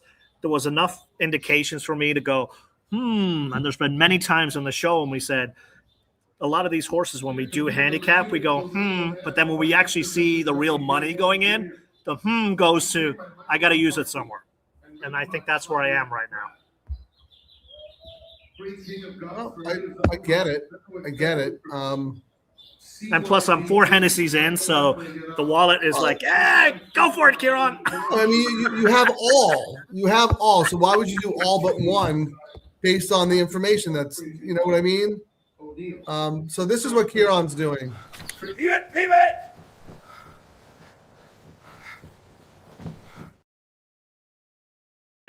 The last 2 days when we were doing the static show when we weren't on, I had the horse yesterday, but I highlighted to the other people, like, this horse is taking money, this double is taking money. Like yesterday, the double that is taking money that's jumping out the most to me is this 8 to the 8. So I kind of got to do something extra with it, is what I'm thinking. Right. Yeah, I mean, you might end up looking like a genius with the pivot. I might end up looking stupid, but we both. Who did you like the most in the last race, Frank? I went 7-3. Like, what was your top pick in the last race? I'm all about the 9. My whole day is about the 9. All right, so what I'm going to do. Oh, my bet was only going to cost $18. So I'm going to do. Who did you like in this middle leg here? Race middle leg. 8. I really like the 8, the GM, but I have a couple of others. Race, which race? Race 8. No, Eight, race yeah. 9. In order of Race 9. I like the 8 the most, but in order of preference, 8, 11, 9, 7, 4. O'Neill, 11, 9.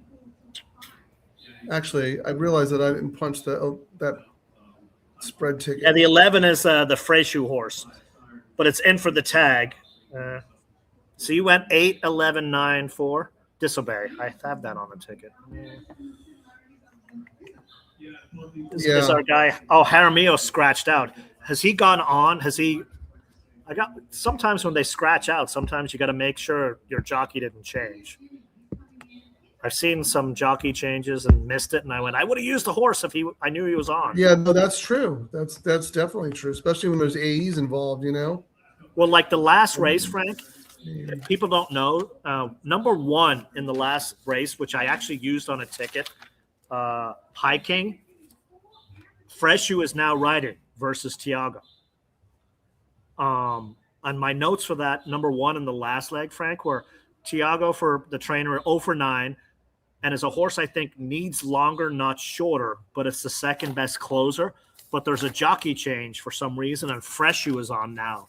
If people missed that, like if you didn't use it, because so that's an interesting long shot I do have in that last leg. And I actually, now that I said that, I may as well throw him in now. Right, no, that's what I'm doing. Well, no, because I was so all about the 8 and everything when I was putting my bets in, and I was like, well, I'll consider on the show doing, a couple of other things with the other horses in the next leg that I don't have. So, yeah. So I love what I can't eat my form. Is that who's up there? Ciaran, anything can happen. Oh, I totally agree about that. They should be a sponsor for our show. Yes. Tennessee. I don't know why we don't have some craft. I don't know why we don't have some craft brewer who needs some action from Kentucky. I mean, come on, we'll drink a bottle of it on the show. We'd be like, it's a Henny show, Henny shot. Anything goes. Anything goes. All right, so I ended up spending a lot more than I thought, but it is what it is. I went 8 with 4, 8, 11 with 1, 3, 7, 9. Somehow I started sneaking other numbers in. Ladies and gentlemen, the chief gambling officer of our show. This is why the handle is up, because could you imagine if we got paid, Frank, how much our handle would go up on these contests? We'd blow it all. Yeah, they could just pay us in credits. We're more than happy to fire right back. Mark Gelding give us drink tickets. Yeah, Mark Gelding keeps, his show numbers were pretty good actually. I think RDW, his biggest fan, has like 8,000 burner accounts just to prop up Gelding's numbers. All right, see if you can still hear me. I'm going to turn off my headphone because my ears are bugging me. Can you hear me now? Yes. I can't hear you. All right, I guess that's not going to work. Money, respect, power. He is not using the 8 either. What is this? Michelle Yu likes the house horse for her husband, Ryan Hansen. Call me Corey. The Mike Smith horse. How about this, Charlie? I've not noticed if George went on the TV, Frank. Have you been watching? I have. I haven't seen him, but it doesn't mean that I didn't miss him. I'm sure if someone shot the idea down at the last minute, it wouldn't surprise me. Yep. Because who wants to market racing? Who's the 3 here? George, Charlie's giving a push on the 3. Yeah, King of Gosport. I don't know why this horse is such a big price. I really don't. I think if Freyshu was on it, it wouldn't be as big a price, Frank. But I will say my notes were Jaramillo could not win on the horse last out, but the horse likes it from 8 races at Santa Anita, 5 wins, a second and third, second off the layoff, which is usually a big thing for Phil. And, yeah, but these Phil horses are dead. Like that's usually, you don't see a Phil horse if a fill horse gets ignored, the horse doesn't really win. It's just shocking to me. I don't mind that the horse lost last time. It was coming off, August last year layoff.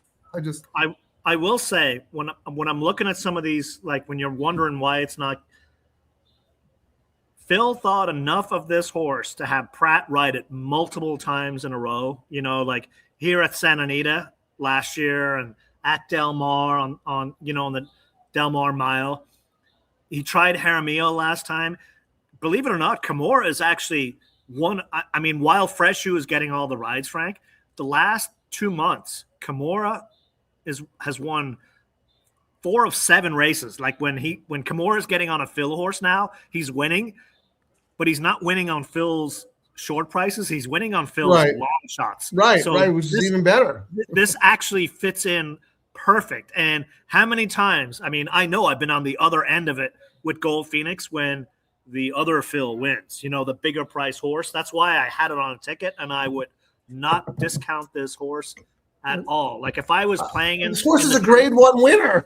If I was playing in the tournament right now, Frank, and I was putting in a trifecta, look at Call Me Corey's down to 5-1. I would be doing something with King of Gosford and Call Me Corey on top, with SEAL Team and Formidable Man and a crazy price on bottom, and then the 5 in there somewhere. But I'm not. All right. Well, they're loading. Good luck, everyone. I mean, I'll have egg on my face if Call Me Corey wins, but I cannot be more against that horse. All right. Bye. Frank has spoken. Billy noted in the interview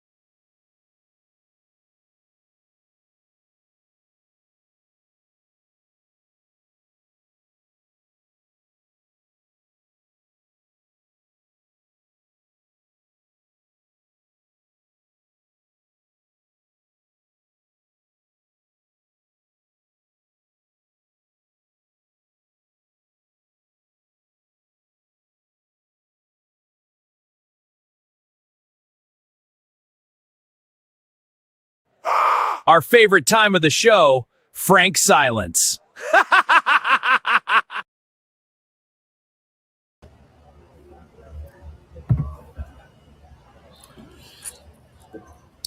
Too little, too late on Kimura.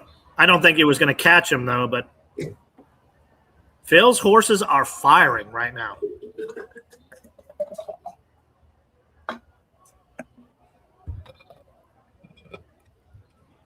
I'm just astounded on the Call Me Corey action on that one, but good for me. I didn't waste a penny on the horse. I did. Helping the handle, supporting the tracks that support us.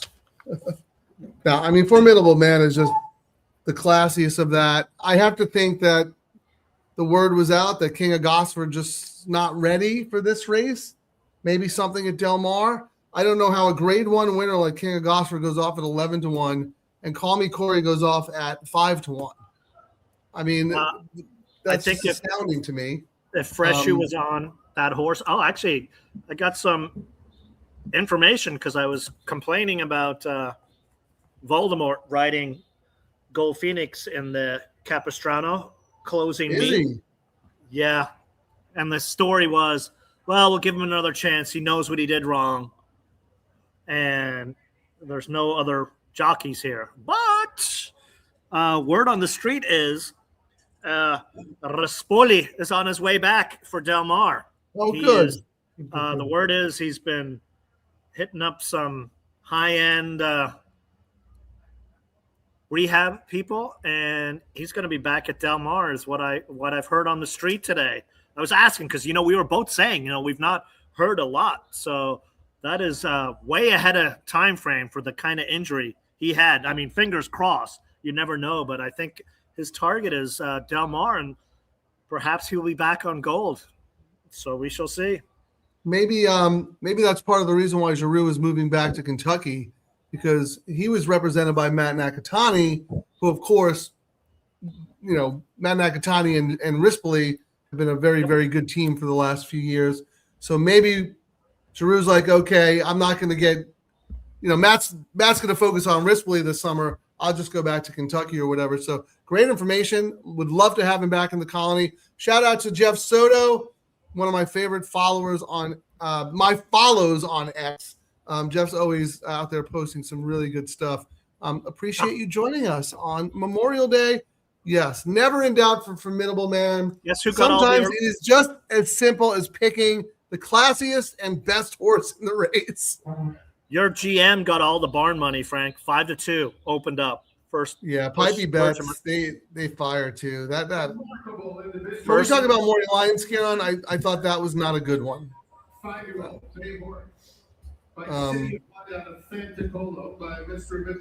I did have, I did have a couple of others that I liked, including that long shot that we talked about, the 2 throwing heat who got scratched. I'm actually really bummed that Big Bill got scratched because I was all about beating that horse. But I would have jumped the pool because I was all about that horse. Like, I thought that was my. You dodged a bullet, dude. You absolutely dodged a bullet. Hey, Frank, we got a special guest here. Hang on. Another one. Here we go. Oh, no. I don't have that. Phone a friend. It's time for Radar Round. What is up, my man? He just happened to see me on the corner there in the Eddie Logan room. He's like, get on up here. Yeah, Ciaran likes to put people to work so he can go hang out at the bar. Yeah. So you guys had that Formidable Man singled, correct? On some tickets, but I also, had a couple of others.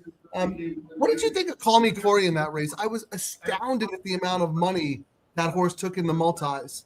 Couldn't understand it. It was like City Exile. It was a pure pace play, obviously, right? I mean, yeah, but I mean, from a City Exile would have been 30-1 in there. Close, right? No, not nothing. City Exile would have been 30-1 in there. So we talked about that at great length on the show, actually, because we like to follow the money and see if there's anything hidden somewhere. And I saw that, and I was like, no way. Even with that information, I can't use the horse. I didn't see it in a million years. No, I was even commenting down there right before the race. I'm like, how is this 8-5-1? City Exile would be like 30-1 here. Yeah, I mean, real look, I know the horse looked like a lone F on paper, but these are grade 1 animals. You know what I mean? This is a whole different ball game. I had the 5. I was rooting for the 5 the whole time. I mean, I had 2-5 there in my my pick 5. And so far, this pick 5 is gonna not pay much now. Not yet, but 2 more races to go. Well, let me ask you a little bit about because you mentioned you had the 5 there. So D'Amato had 2 in there. Do you think King of Gosford is toast, or do you think he's gearing up for a big run at Del Mar? Because I mean, that horse is a grade 1 winner and was so dead on the board and took no action. Ran a good third. Ran a great third, actually. Yeah. I mean, I thought he had a big shot because it looked like he was the horse that could be closer to the pace for sure, at least up there in a good, nice spot. And I was worried about Almendares possibly, being too far back, but I knew that Almendares had closed into a super slow pace last time. I mean, they went 47-5. 47-5, he won. So when I was telling everybody, I hope I get 46 and change, I got a shot. And when I saw 45 and change, I was like, okay. But you got caught in traffic. You had to wait, and got out way too late. I knew it was going to be too late. But especially I mean, against a horse like Formidable Man, it's like you can't have to. Everything needs to go right to beat a horse of that caliber. With a horse who's coming from off the pace. So I'm with you. I think King of Gosford probably needed that one, and the word was out. That's why I'm going. Call Me Corey is 5-1, and King of Gosford, a grade 1 winner, is 11-1. I'm like, did I knock my head or something? I literally, before I came up here, I was like talking to other people in the Eddie Logan room, going, "This is crazy. How's this horse?" Right. Okay. So I'm not the crazy one. So okay, thank you. I really was laughing about it.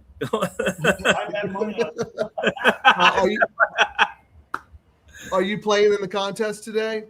No, I didn't. I actually just showed up. I just came to play the late pick 5 and then play in the charity poker tournament. Yes. Because it's a long day. If you come the whole day and then play in that and make the final table, that's a long day. That is a long, yeah. All right.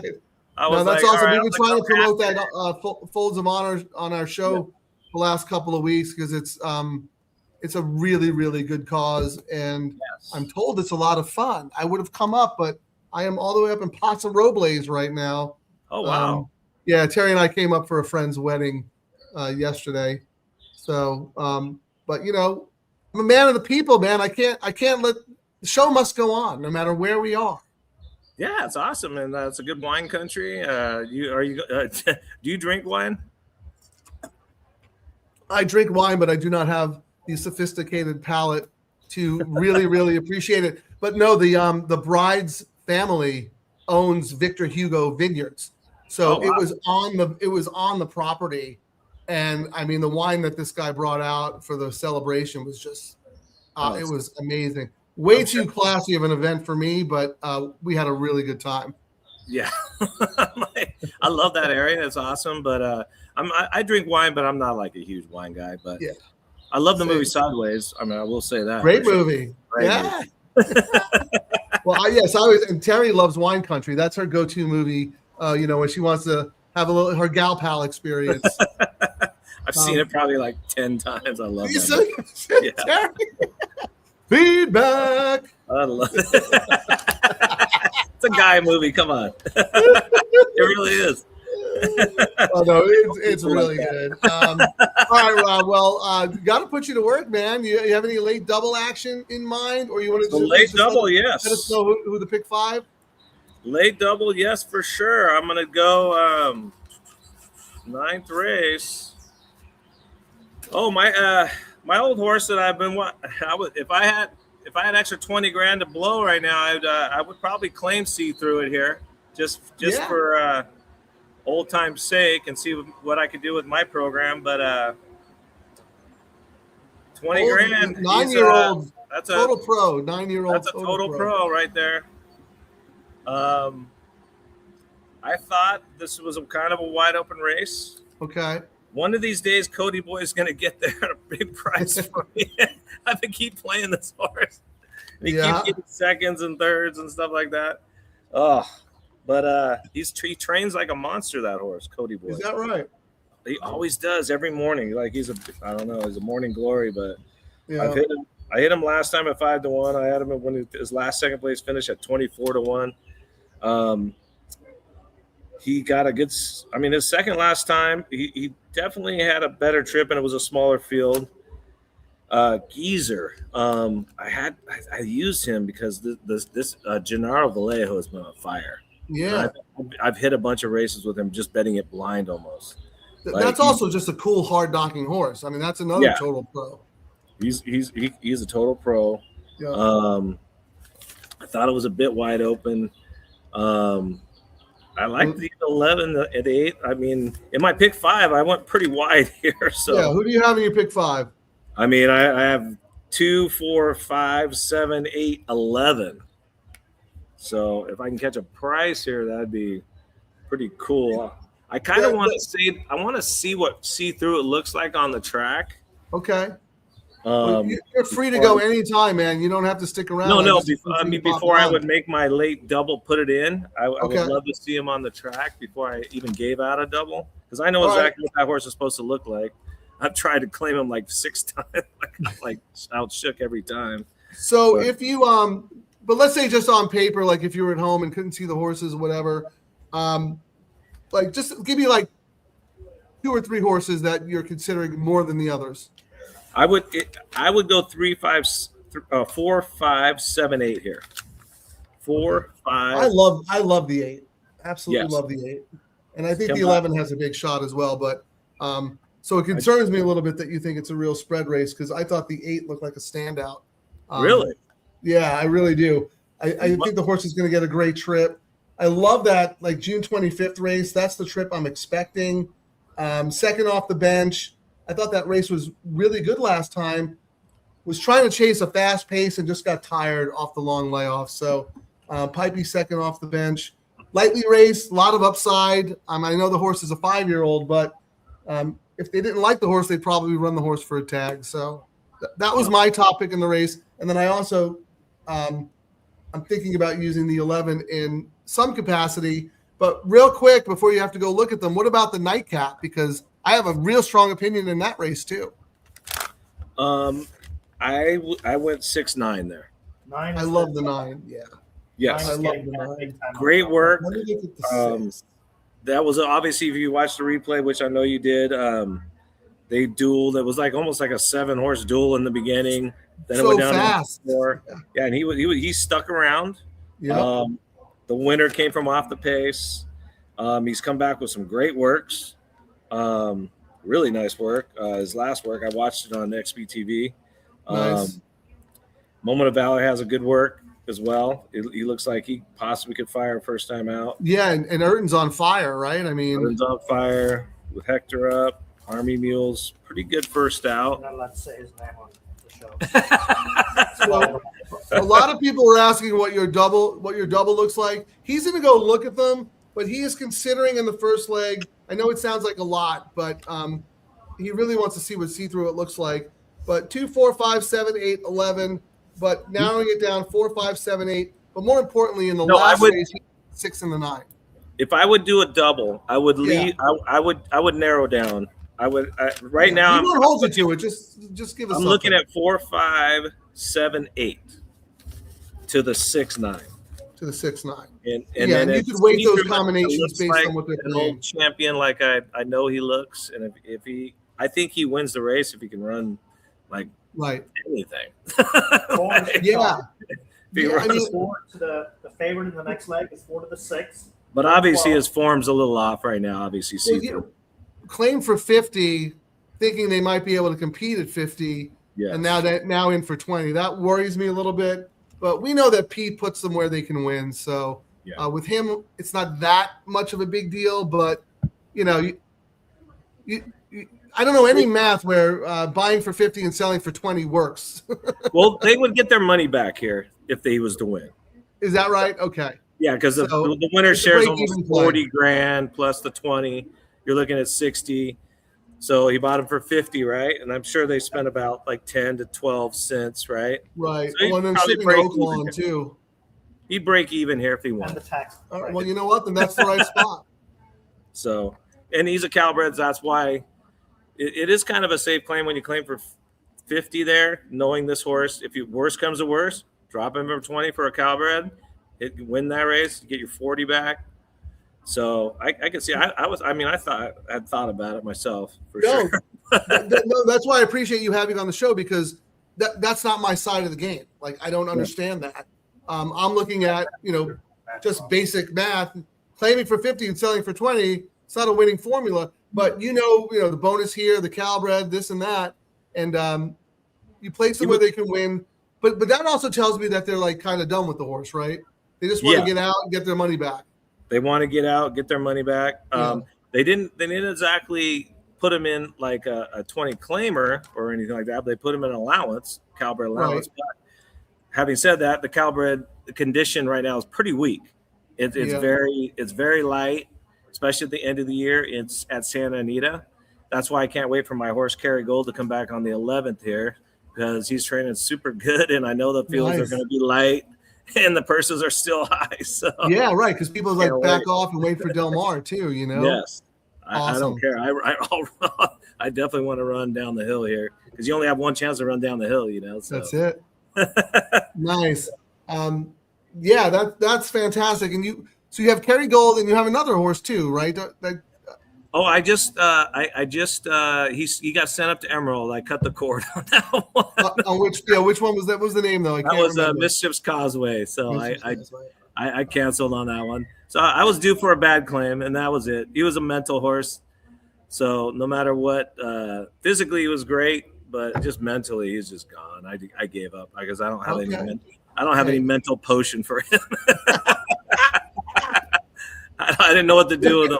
You have all your supplements and stuff that work really my program keeps really horses very fit and well, and allows them to run more often.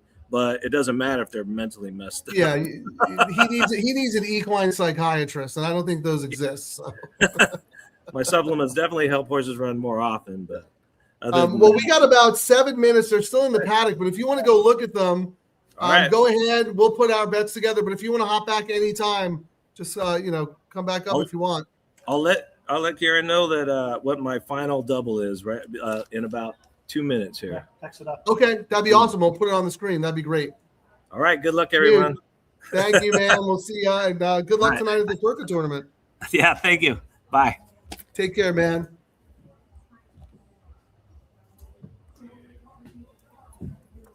All right, I gotta start looking. Your at 9 is live. Your 9 is 9. I was looking while you guys were talking. The lowest double right now. Oh, it actually changed a little. You're not. The 2 to the 9 is 119. Actually, 4 to the 9 dropped as well. So 9 is the livest horse in the next race, and the second choice slightly is the 4 to the 6. So it's all about the 6, 9, and then 11 in the next leg. Just looking at the will pace. Right. I like the 11 too. That's my second choice in the race.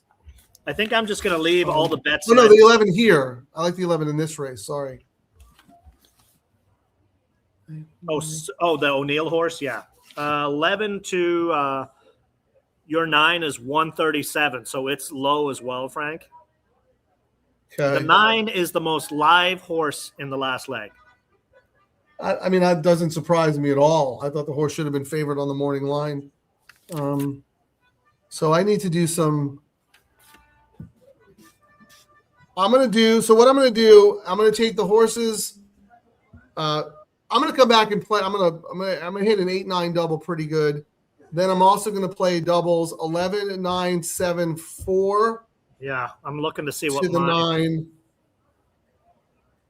My and 7. then I'm also going to use the Mathis. I'm going to use the 8 to the Mathis in the last because you like that horse. Yeah, my horse is not, it's not getting any action. What is 7. It? What's the 8-7 double? 8-7 is 354. Oh wow, that's dead. Like it's dead across the board. Like even the 4-7 is 119. Like all the money is coming in this order, Frank. Right now, it's a split between 6 and 9 in the next leg. They're paying 112, but for $5, that's a great. No one knows what to do. So you're getting the 6 and the 9 are tied at 112 with the 4, and the 2 to the 6 is 148. The 2 to the 9 is 113. The 8 to the 9 is 145. The 11 to the 9 is 141. 9 is going to absolutely be the chalk in the next leg by far. It won't even be close, I don't think. Not too surprised. Let me just take a real quick look on optics. Yeah, not as strong, though. They have 9, 11, and they go 9, 11, 6, 3 in order of favoritism, but not like overwhelming with the 9, to be honest with you. No, the pay is like if you really like a double or a spread double, not using the chalks in both legs, you are going to make a lot of money on this double today. Period. Well, why don't you talk about what you have and what you're doing while I put my bets in, if you don't mind? Well, I was just one of my caveman ones with everything with 7 in the next. So 2, 5, 7, 11 with the 7. I'm looking at 235, 622, 331, 291 for $5. I'll take that. I'm all about the 4 in this leg, but I had to pivot. So I'm doing a $20 double. The 4 with the 7, and the 4 with the 7 paying 208, so I'd have it 4 times. Not too shabby. Okay. Then I've got 9 with 7, 3. 9 with the 3 is 1,200. 9 with the 7 is 1,100. Not too shabby. And then I've got a spread ticket, 4 with every horse under the sun. And other than your 9. They're all paying pretty good, and that's for $5. I mean, I'm only spending $90 on this ticket, so I might have to.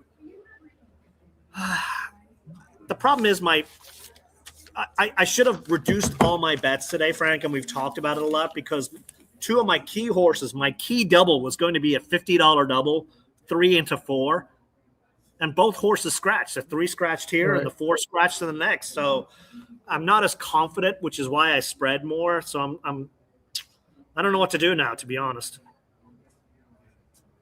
Well, why don't we see? It looked like Steve-O said the all turf to the 9 is like $101. You're alive in the all turf, right? Why don't you see what those pays are for you? Ugh. They're probably low. The all turf. Who won the last race? That was the favorite, Formidable Man. So you got Thought Process, odds on, Formidable Man, odds on. You might have to give your handicapping license back.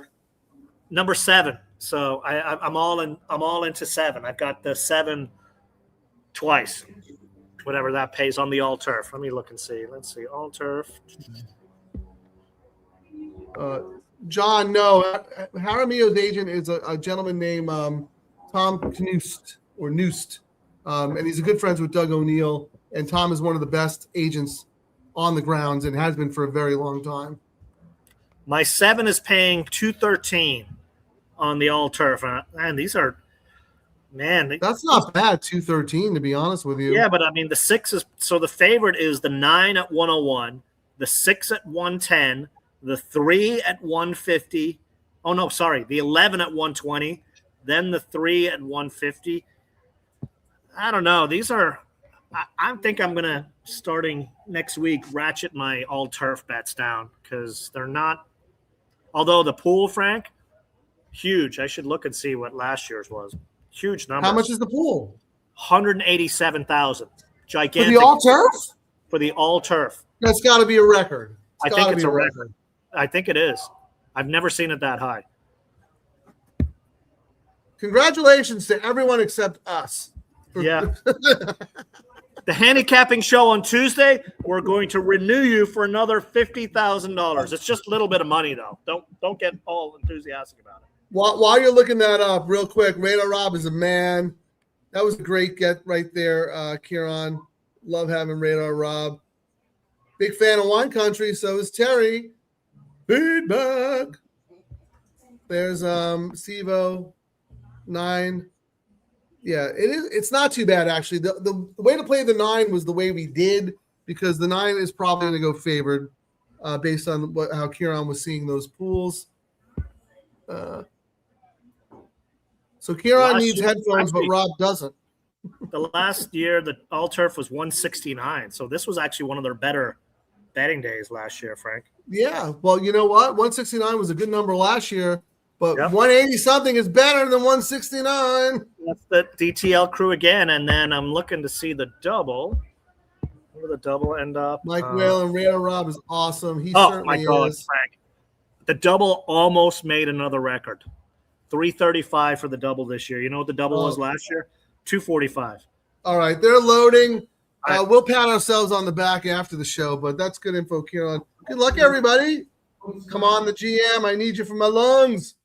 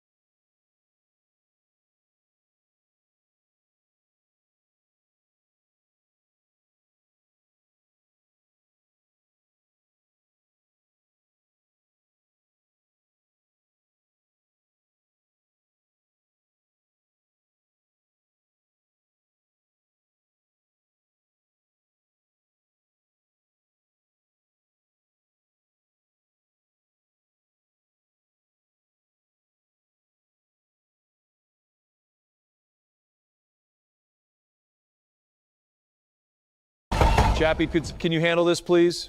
Password? Pivot, pivot! Sorry, that was yesterday's password. Happy Memorial Day, everyone. See you tonight at the Folds of Honor poker event.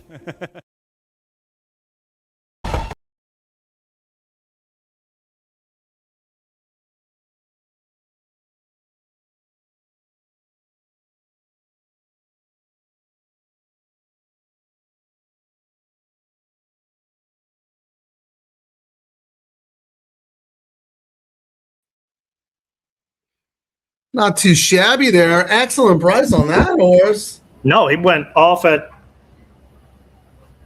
dropped a little. 5-1, right? I thought it was higher. He looked higher, so you still got 5-1. That's a great price. Yeah, yes, it is a great price. I'm annoyed I didn't bet win money in the horse, but I'm looking good. I'm going to cash something because I ended up doing 8 to all, and then also 8-9. Yeah, I'm looking really good in the double and the pick 3 because I got to have that on every ticket because that was one of my strongest opinions right there. Let's go. I mean, I looked away. It is official. Yeah, it's official. They're My waiting. luck, No, they're waiting for the third place. Oh, okay. It was like a I dead have heat. not seen any interviews with George, but There's an inquiry. There's an inquiry, but it's for the last 2 horses. Oh, okay. So it doesn't involve the top 3. Okay. That was good info that Rob gave about the economics of the claiming game, which is something that I don't really know that much about. He missed coming up because he was about to say when he came up, the 8 looked fantastic on the track, but he didn't make it up in time. He said it right when the race was going off. Oh, wow. That the 8 looked fantastic on the track. Yeah, I'm actually pretty good with 2 guys I do okay with.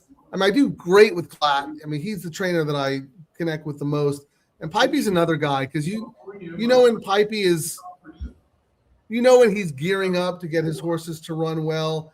And I forget, someone said that the horse opened really short as well. And I was like, well, Pipey bets. I mean, they bet. So I think they bet early and the horse drifted up. Settled in at 5. Who went off as favored there? Let's see. Refocus. I don't even think I considered that horse. I used it later after all the other scratches on a ticket, but yeah, it and 4 kind of went off almost the same. The late money came in on Refocus. Yeah, that's a little shocking to me because,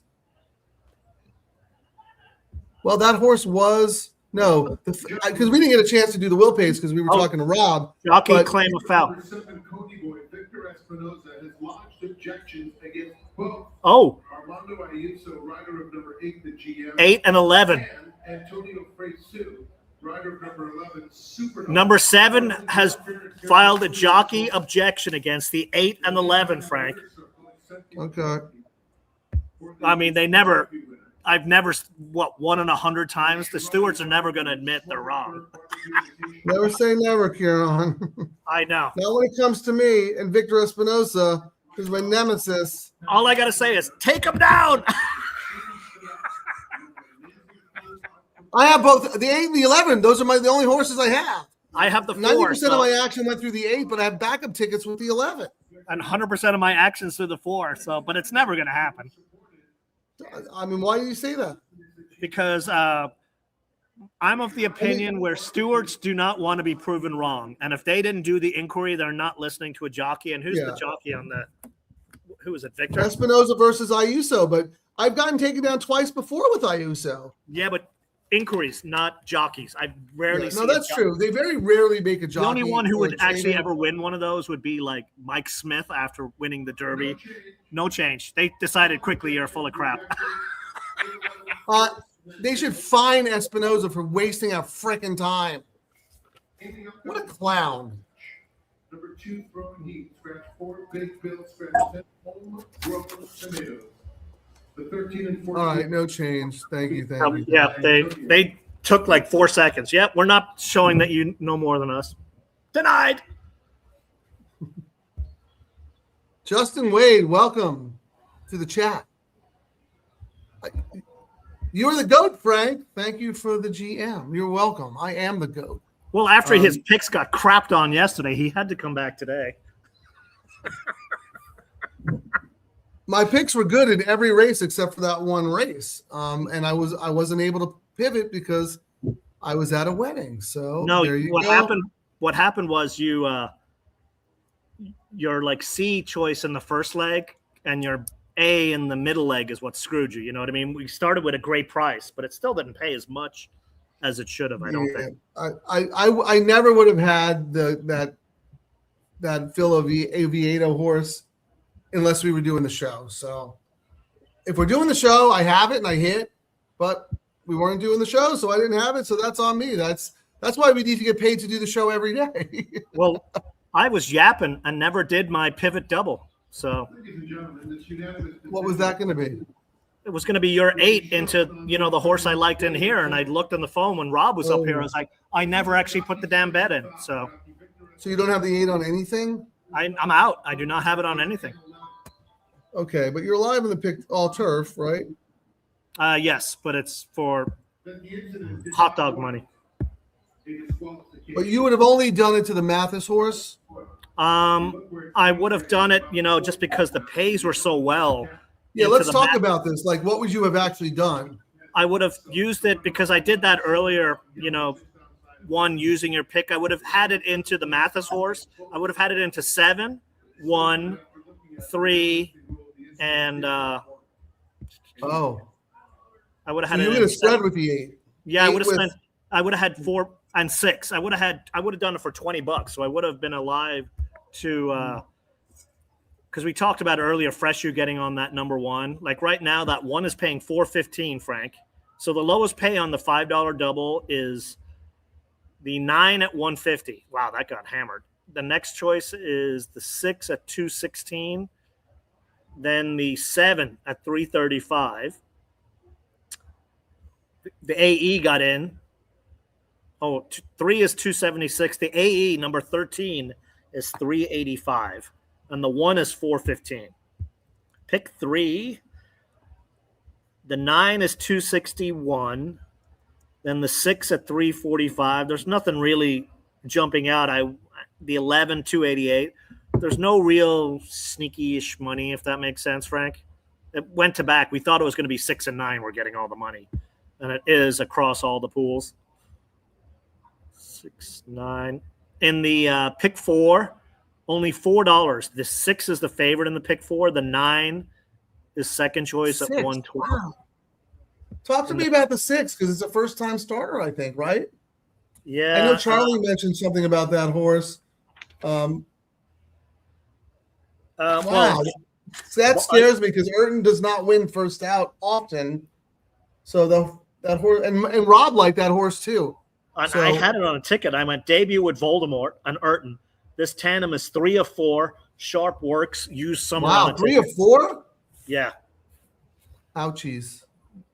And pick 5. It looks like the favorite on the pick 5 is again the 6 at $275, the 11 at $290, and then the 9. And the pick 6, the favorite is the 6 again at $2,100, then the 9, then the 11. Oh, actually, no. You know who the favorite is in the pick 6, Frank? The 11, $1,800. Then the 6, then the 9. Yeah, I mean the 11 figures for sure. I think I have that horse as a B. That's the Ontarians horse. Yep. Yeah. Yeah, that horse figures. I know you didn't use that horse because of jockey, right? Which one? The 11? I had 11 Tyler, on the ticket. No, I had it on a ticket. What is it? But Ciaran, you have every horse on a ticket. Yeah, but I mean, ran second last out. Bays is 2 of 6 for the trainer. Gelded, first time LASIK. So they did like 2 big changes, and I'm a really big fan because I've lived through a horse that we thought was going to be the second coming, and he wasn't. But then Gelded, absolutely 100% different horse, focused on racing. Which horse was that? Arrakis. Swal was a filly. Yeah, but Arrakis. So. The Gelded Arrakis. I didn't remember that. Well, he was one of those. What do they call it? Originating, where one of the nuts didn't come down. Yeah, okay. And that made a huge difference. And they were saying it didn't cause him issues, but anytime another horse, when he'd be racing and a horse bumped into him or even looked at him, he'd like, I'm done.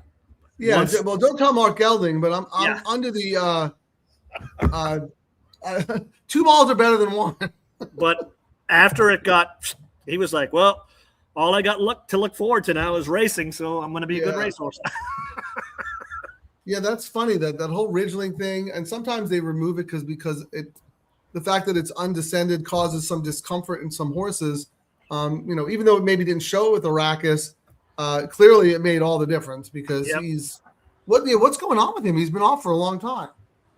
We were trying to meet. We didn't get him back in time. We were trying to do closing weekend. So they wrote a race just for him. Friday the 24th. So second Friday at the Del Mar meet, he'll be back. There's a 5 furlong sprint on turf. So here we go. Back to business. He's burning it up in the mornings too. Del Mar is the target. Del Mar is the target. If we had one more week, he might have started closing weekend here. But it is what it is. You gonna stay on dirt? No, turf. Oh, right. He's better. Right, you try him on dirt. Right. But he woke up on turf. Yeah. But depending, I guess Phil said yesterday, depending on how he trains, they might send him at Los Al just to get a race under him before Del Mar. Oh, that's the Craig Delassie flawless racing move. Yes. You get a workout and you get paid. Yes. And that track sets you up nicely for, And we've talked about it. For you guys not familiar, one of my favorite handicapping angles going into Del Mar, and a lot of people kind of toss this. They go, the horse raced at Los Al or the horse worked at Los Al. I'm not using it. Those days are over, I think, right? And I have experience. The horses that train and race over Los Al who come down to the turf at Del Mar, correct, you'll usually find some, like that horse when I went on TVG, that was a horse that had raced at Los Al, Frank, and everyone was like, you're picking this thing when you come on TVG? What are you doing? No, that's a great point. I typically avoid Los Al horses or horses who've been training. Let me start over.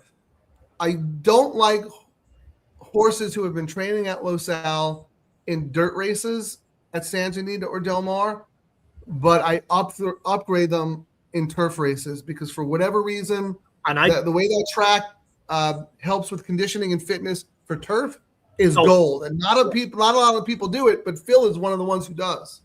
And I mean, I was one of those guys. I kept going. Why do we have our horse at Los Al? Like I was like, why are we training at Los Al? And I was like, watch what happens when we go to Del Mar. Yeah. And then I started paying attention after that. And it was not something I ever would have looked at unless I had an interest in a horse where I really was looking for what's going on. And I mean, that's my testament. It was one of the things that made me a better handicapper is just getting a little bit skin in the game and you get to hear what the trainers are thinking, et cetera. And you get to see why horses are doing kind of what they're doing. I mean, I've spent a lot of money and I've learned what I need to learn, and on we go. I spent a lot of money and I spent a lot of time. Tripping me to Hollywood's Edge to Palmer. Wow, there's the 11 is the. Yep. I want to talk about that because our man Jeff Soto is telling us that the 13. Yeah, got in, and it was getting off the A list 3-1. Yeah. Wow. What do you got? Do we have notes? Oh, you don't do AEs. I don't. I usually do one AE, but and then when I saw the scratches earlier, I was like, I'm not doing a horse out there in the far east. I mean, but that horse had a chance, but 3-1 in this field. And then look, no joke on Tyrese is 3-1. My horse open favorite, the 9 open favorite.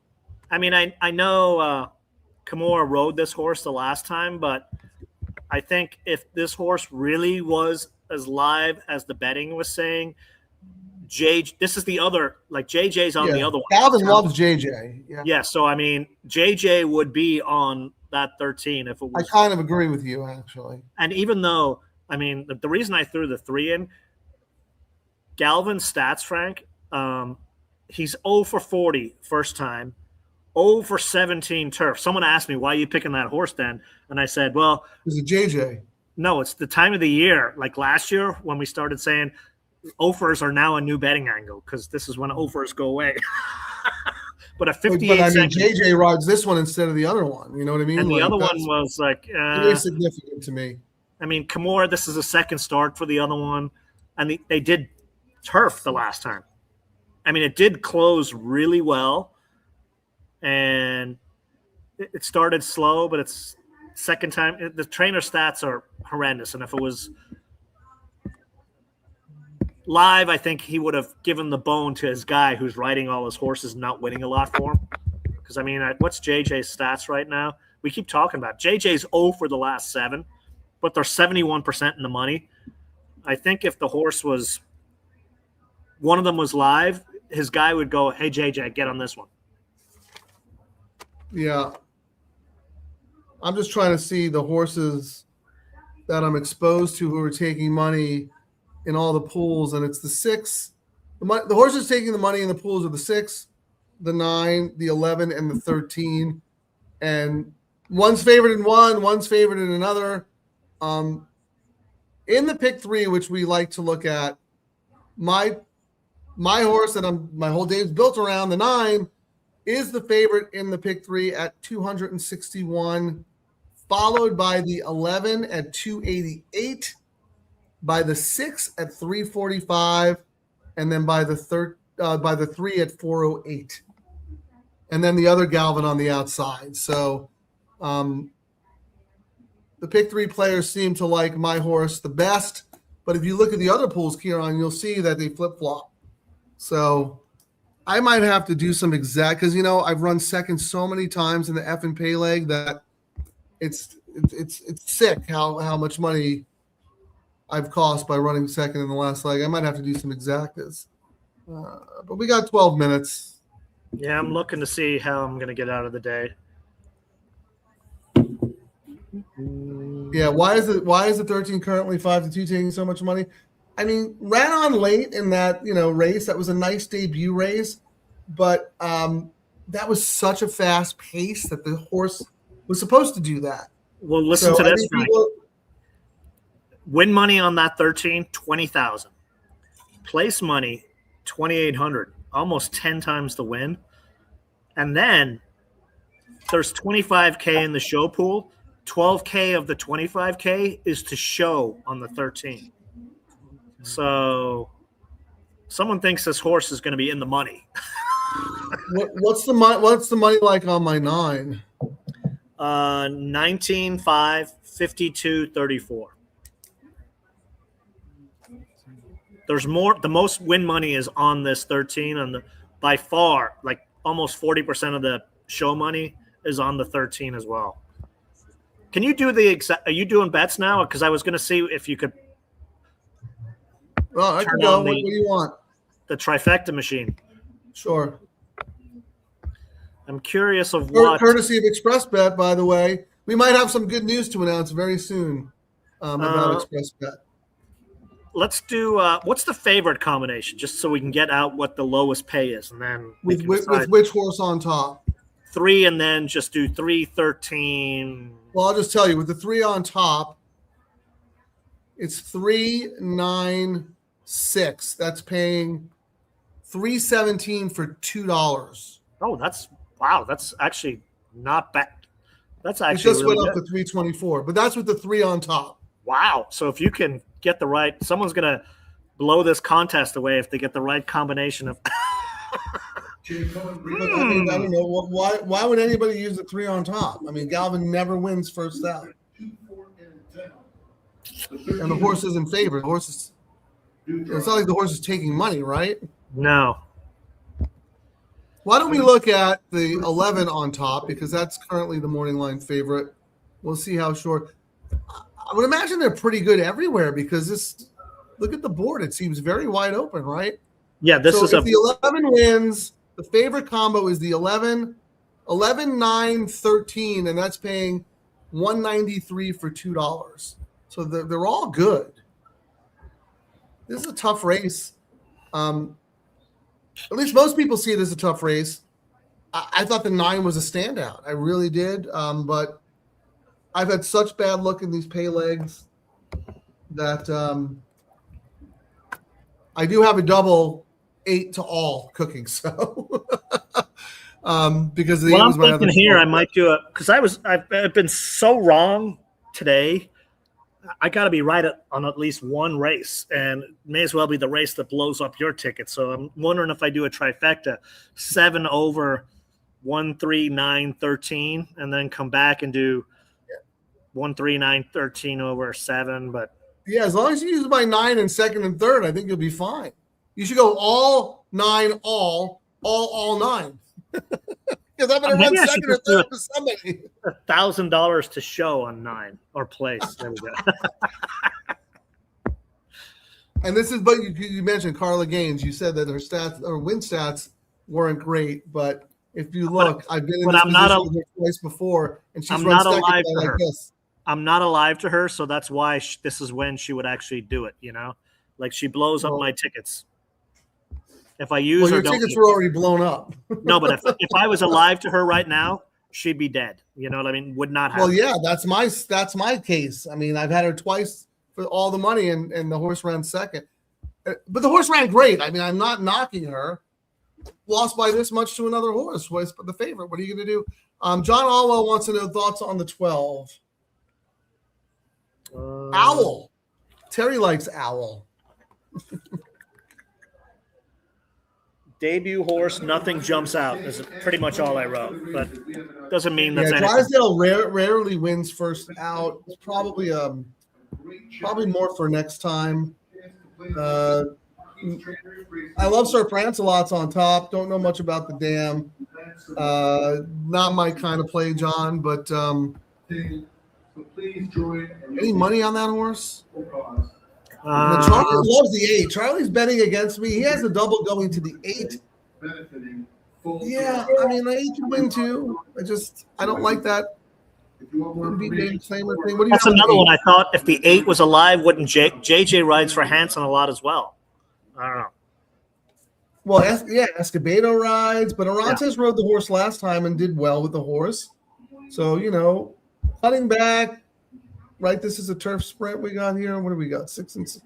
Yeah, we got 6.5. I mean, that's great. Fitness run last time, speed, cutting back, third off the bench. Absolutely can win. 5-year-old, though, not much upside. And, I mean, horses really never run a bad race. Absolutely not impossible. Just not typically my kind of play. And isn't taking any sneaky money or anything that I can tell. Well, betting half on the win pool. So there's that. Well, good luck, Charlie. If it's not me, I hope it's you.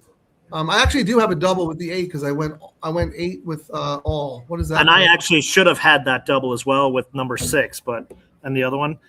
But as we say, Frank, when we do the show, sometimes we lose track of time, and then I was looking back at my bets.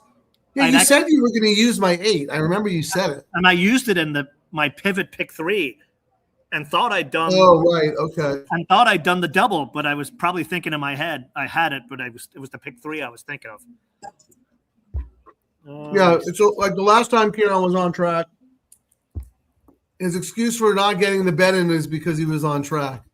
And I couldn't let it go because I'm going, if there's one place you should be able to get a bet down, it's on track. Not here, and not when the computer. I know, so it is distracting. There's a lot going on. And the show is on the tablet. I'm like, hey, get out of my way while I do my bet. Let me see here. I'm going to look at some exactas here. I don't want to. My horse runs second. The horse runs second.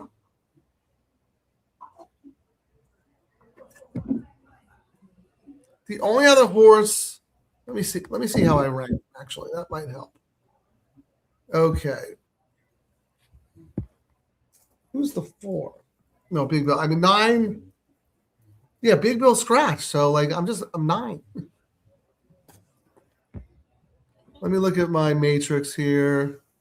Matrix. Drink, Jay. Drink. Yeah, I was 9-2, Ciaran, and the 2 scratched. And then I have 5 Bs. So Matrix.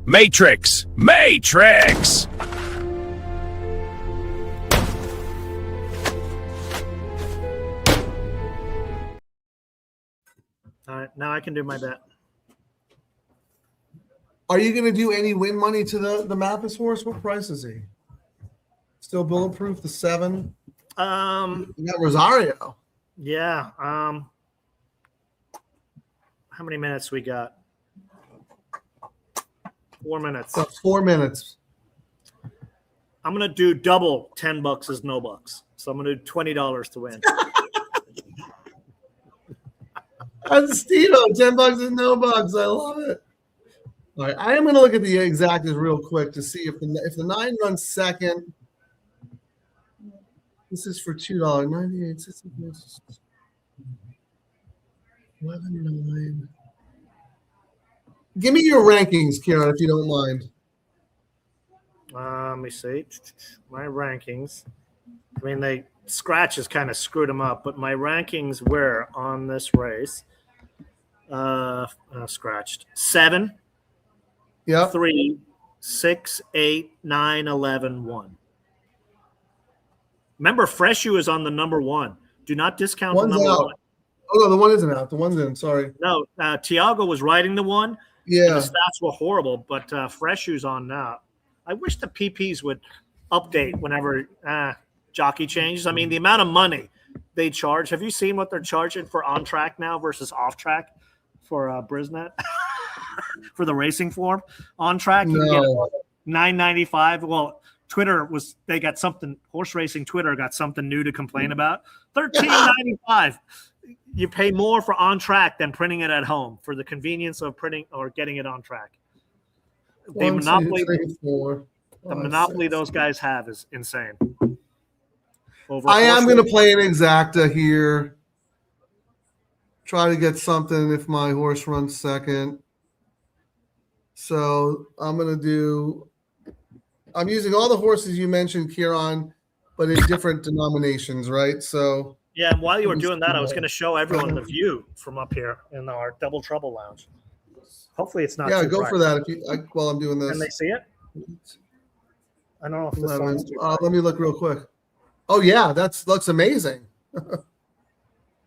The crowd's kind of thinned out, but yeah, if you've never been to Santa Anita, yeesh.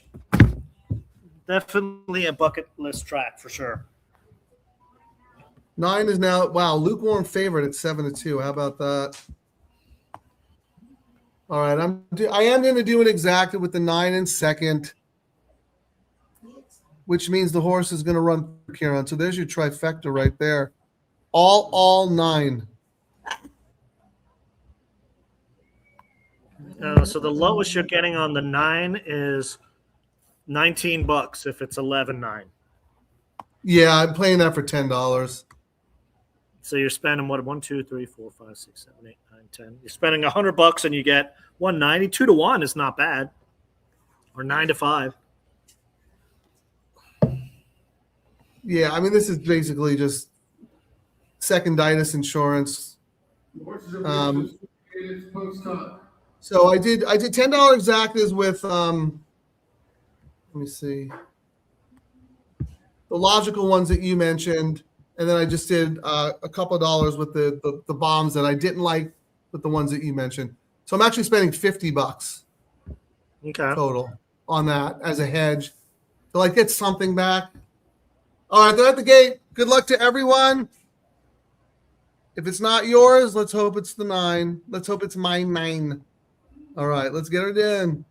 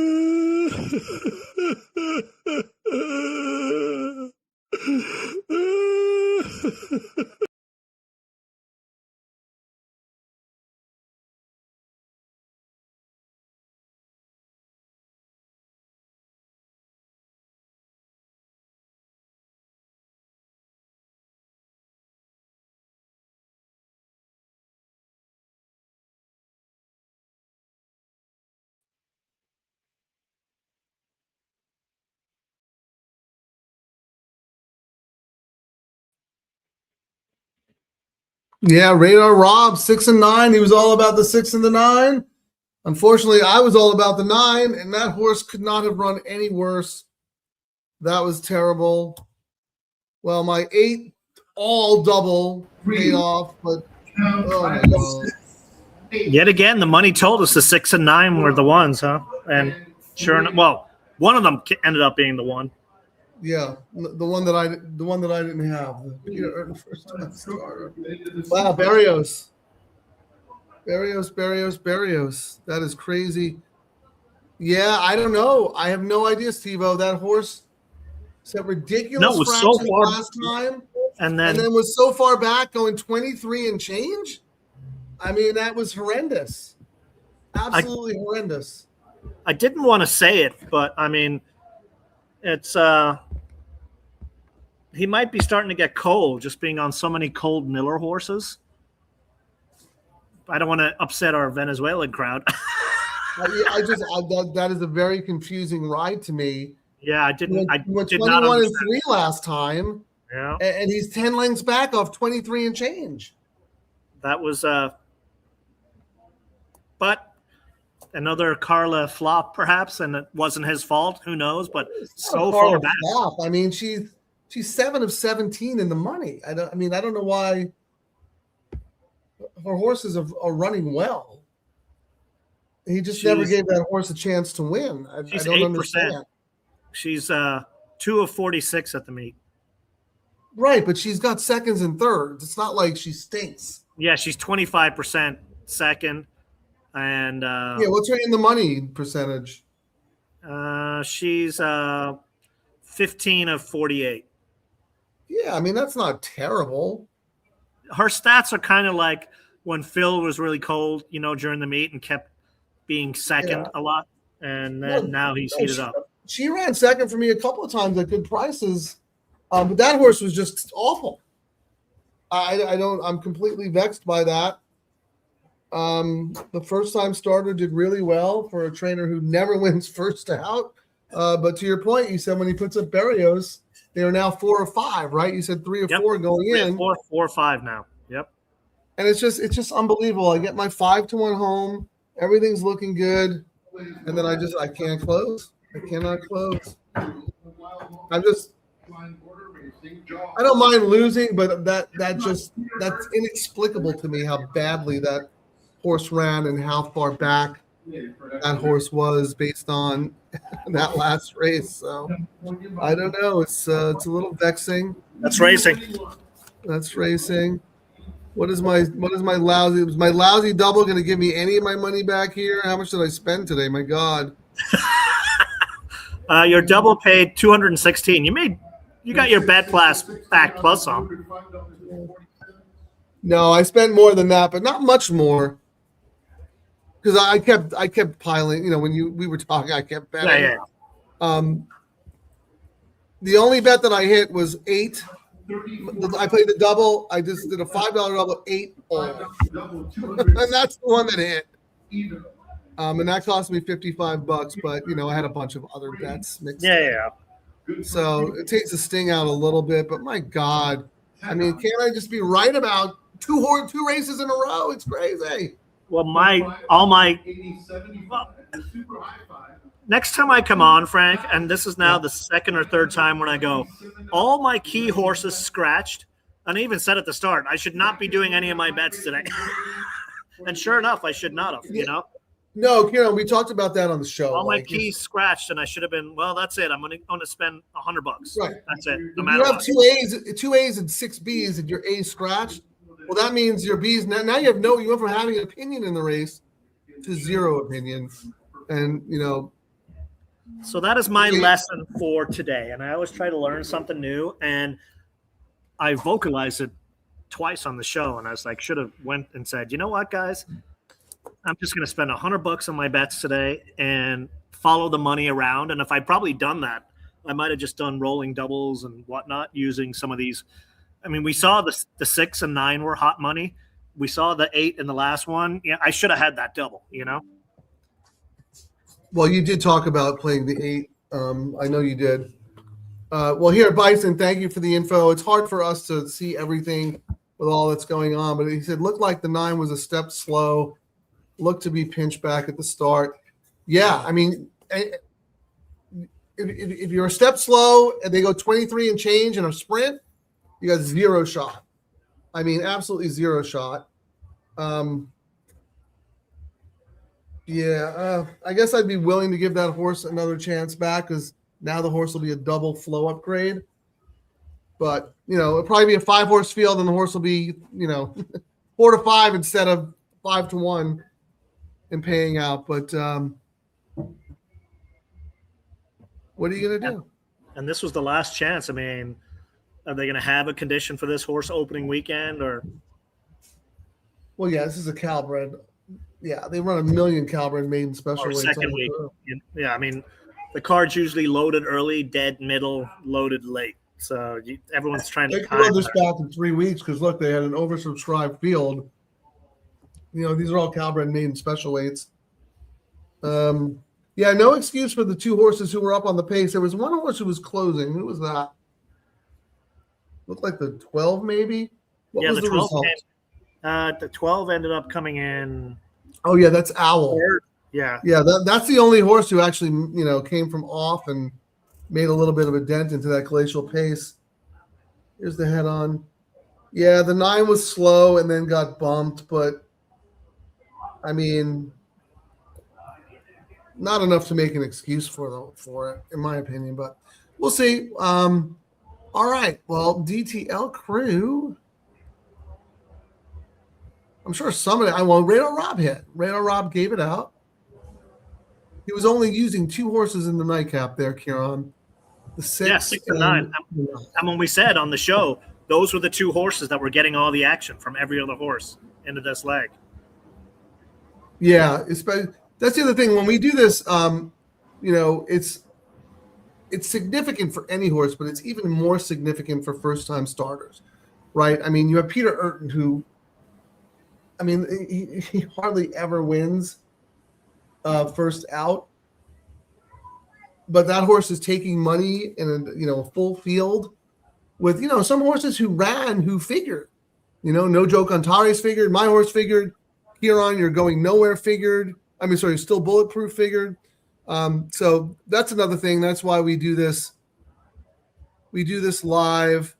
Do you want to do parlays? Do you want to look at win pools? Do you want to just start going to your poker thing and we can debrief another time? It's up to you, man. Time for poker. Time for poker. Yep. I'll let you take us out, but first, DTL crew, thank you so much for sticking with us. We are a movement. We are making a change. I promise you. Thanks for Ciaran listening. and I are working tirelessly behind the scenes to figure things out with big industry players to give us more of a platform and you more of a platform because we want to give back something to you guys. Hopefully, we'll have some big announcements in the next couple of weeks. As for next week, Ciaran, probably we'll play Saturday, Sunday. We'll have to look, but I think they go back to the normal 3 days next week, right?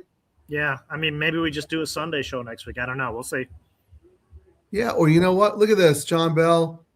We salute you, John Bell. We appreciate you. Wow, that's amazing. Thank you. And that's not the first time you've done that. So we see you, John Bell. Ciaran, I was going to say one thing. Oh, here's the other thing.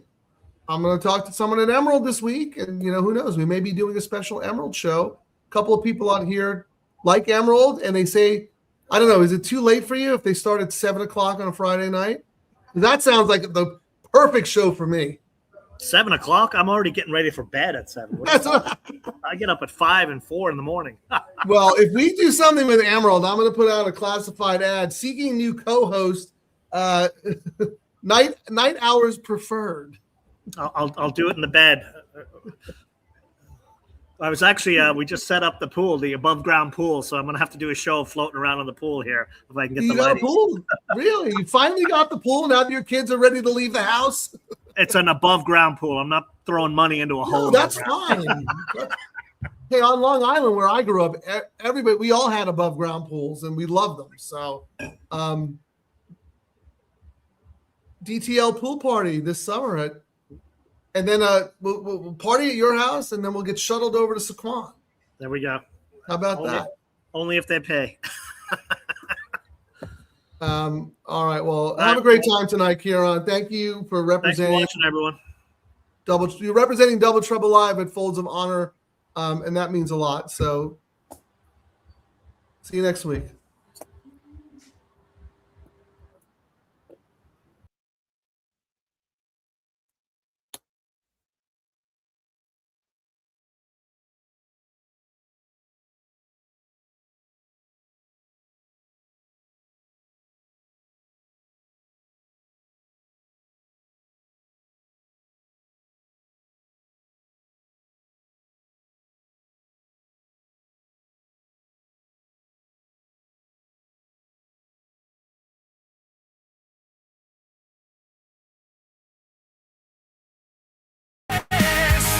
Double Trouble Live. No stress.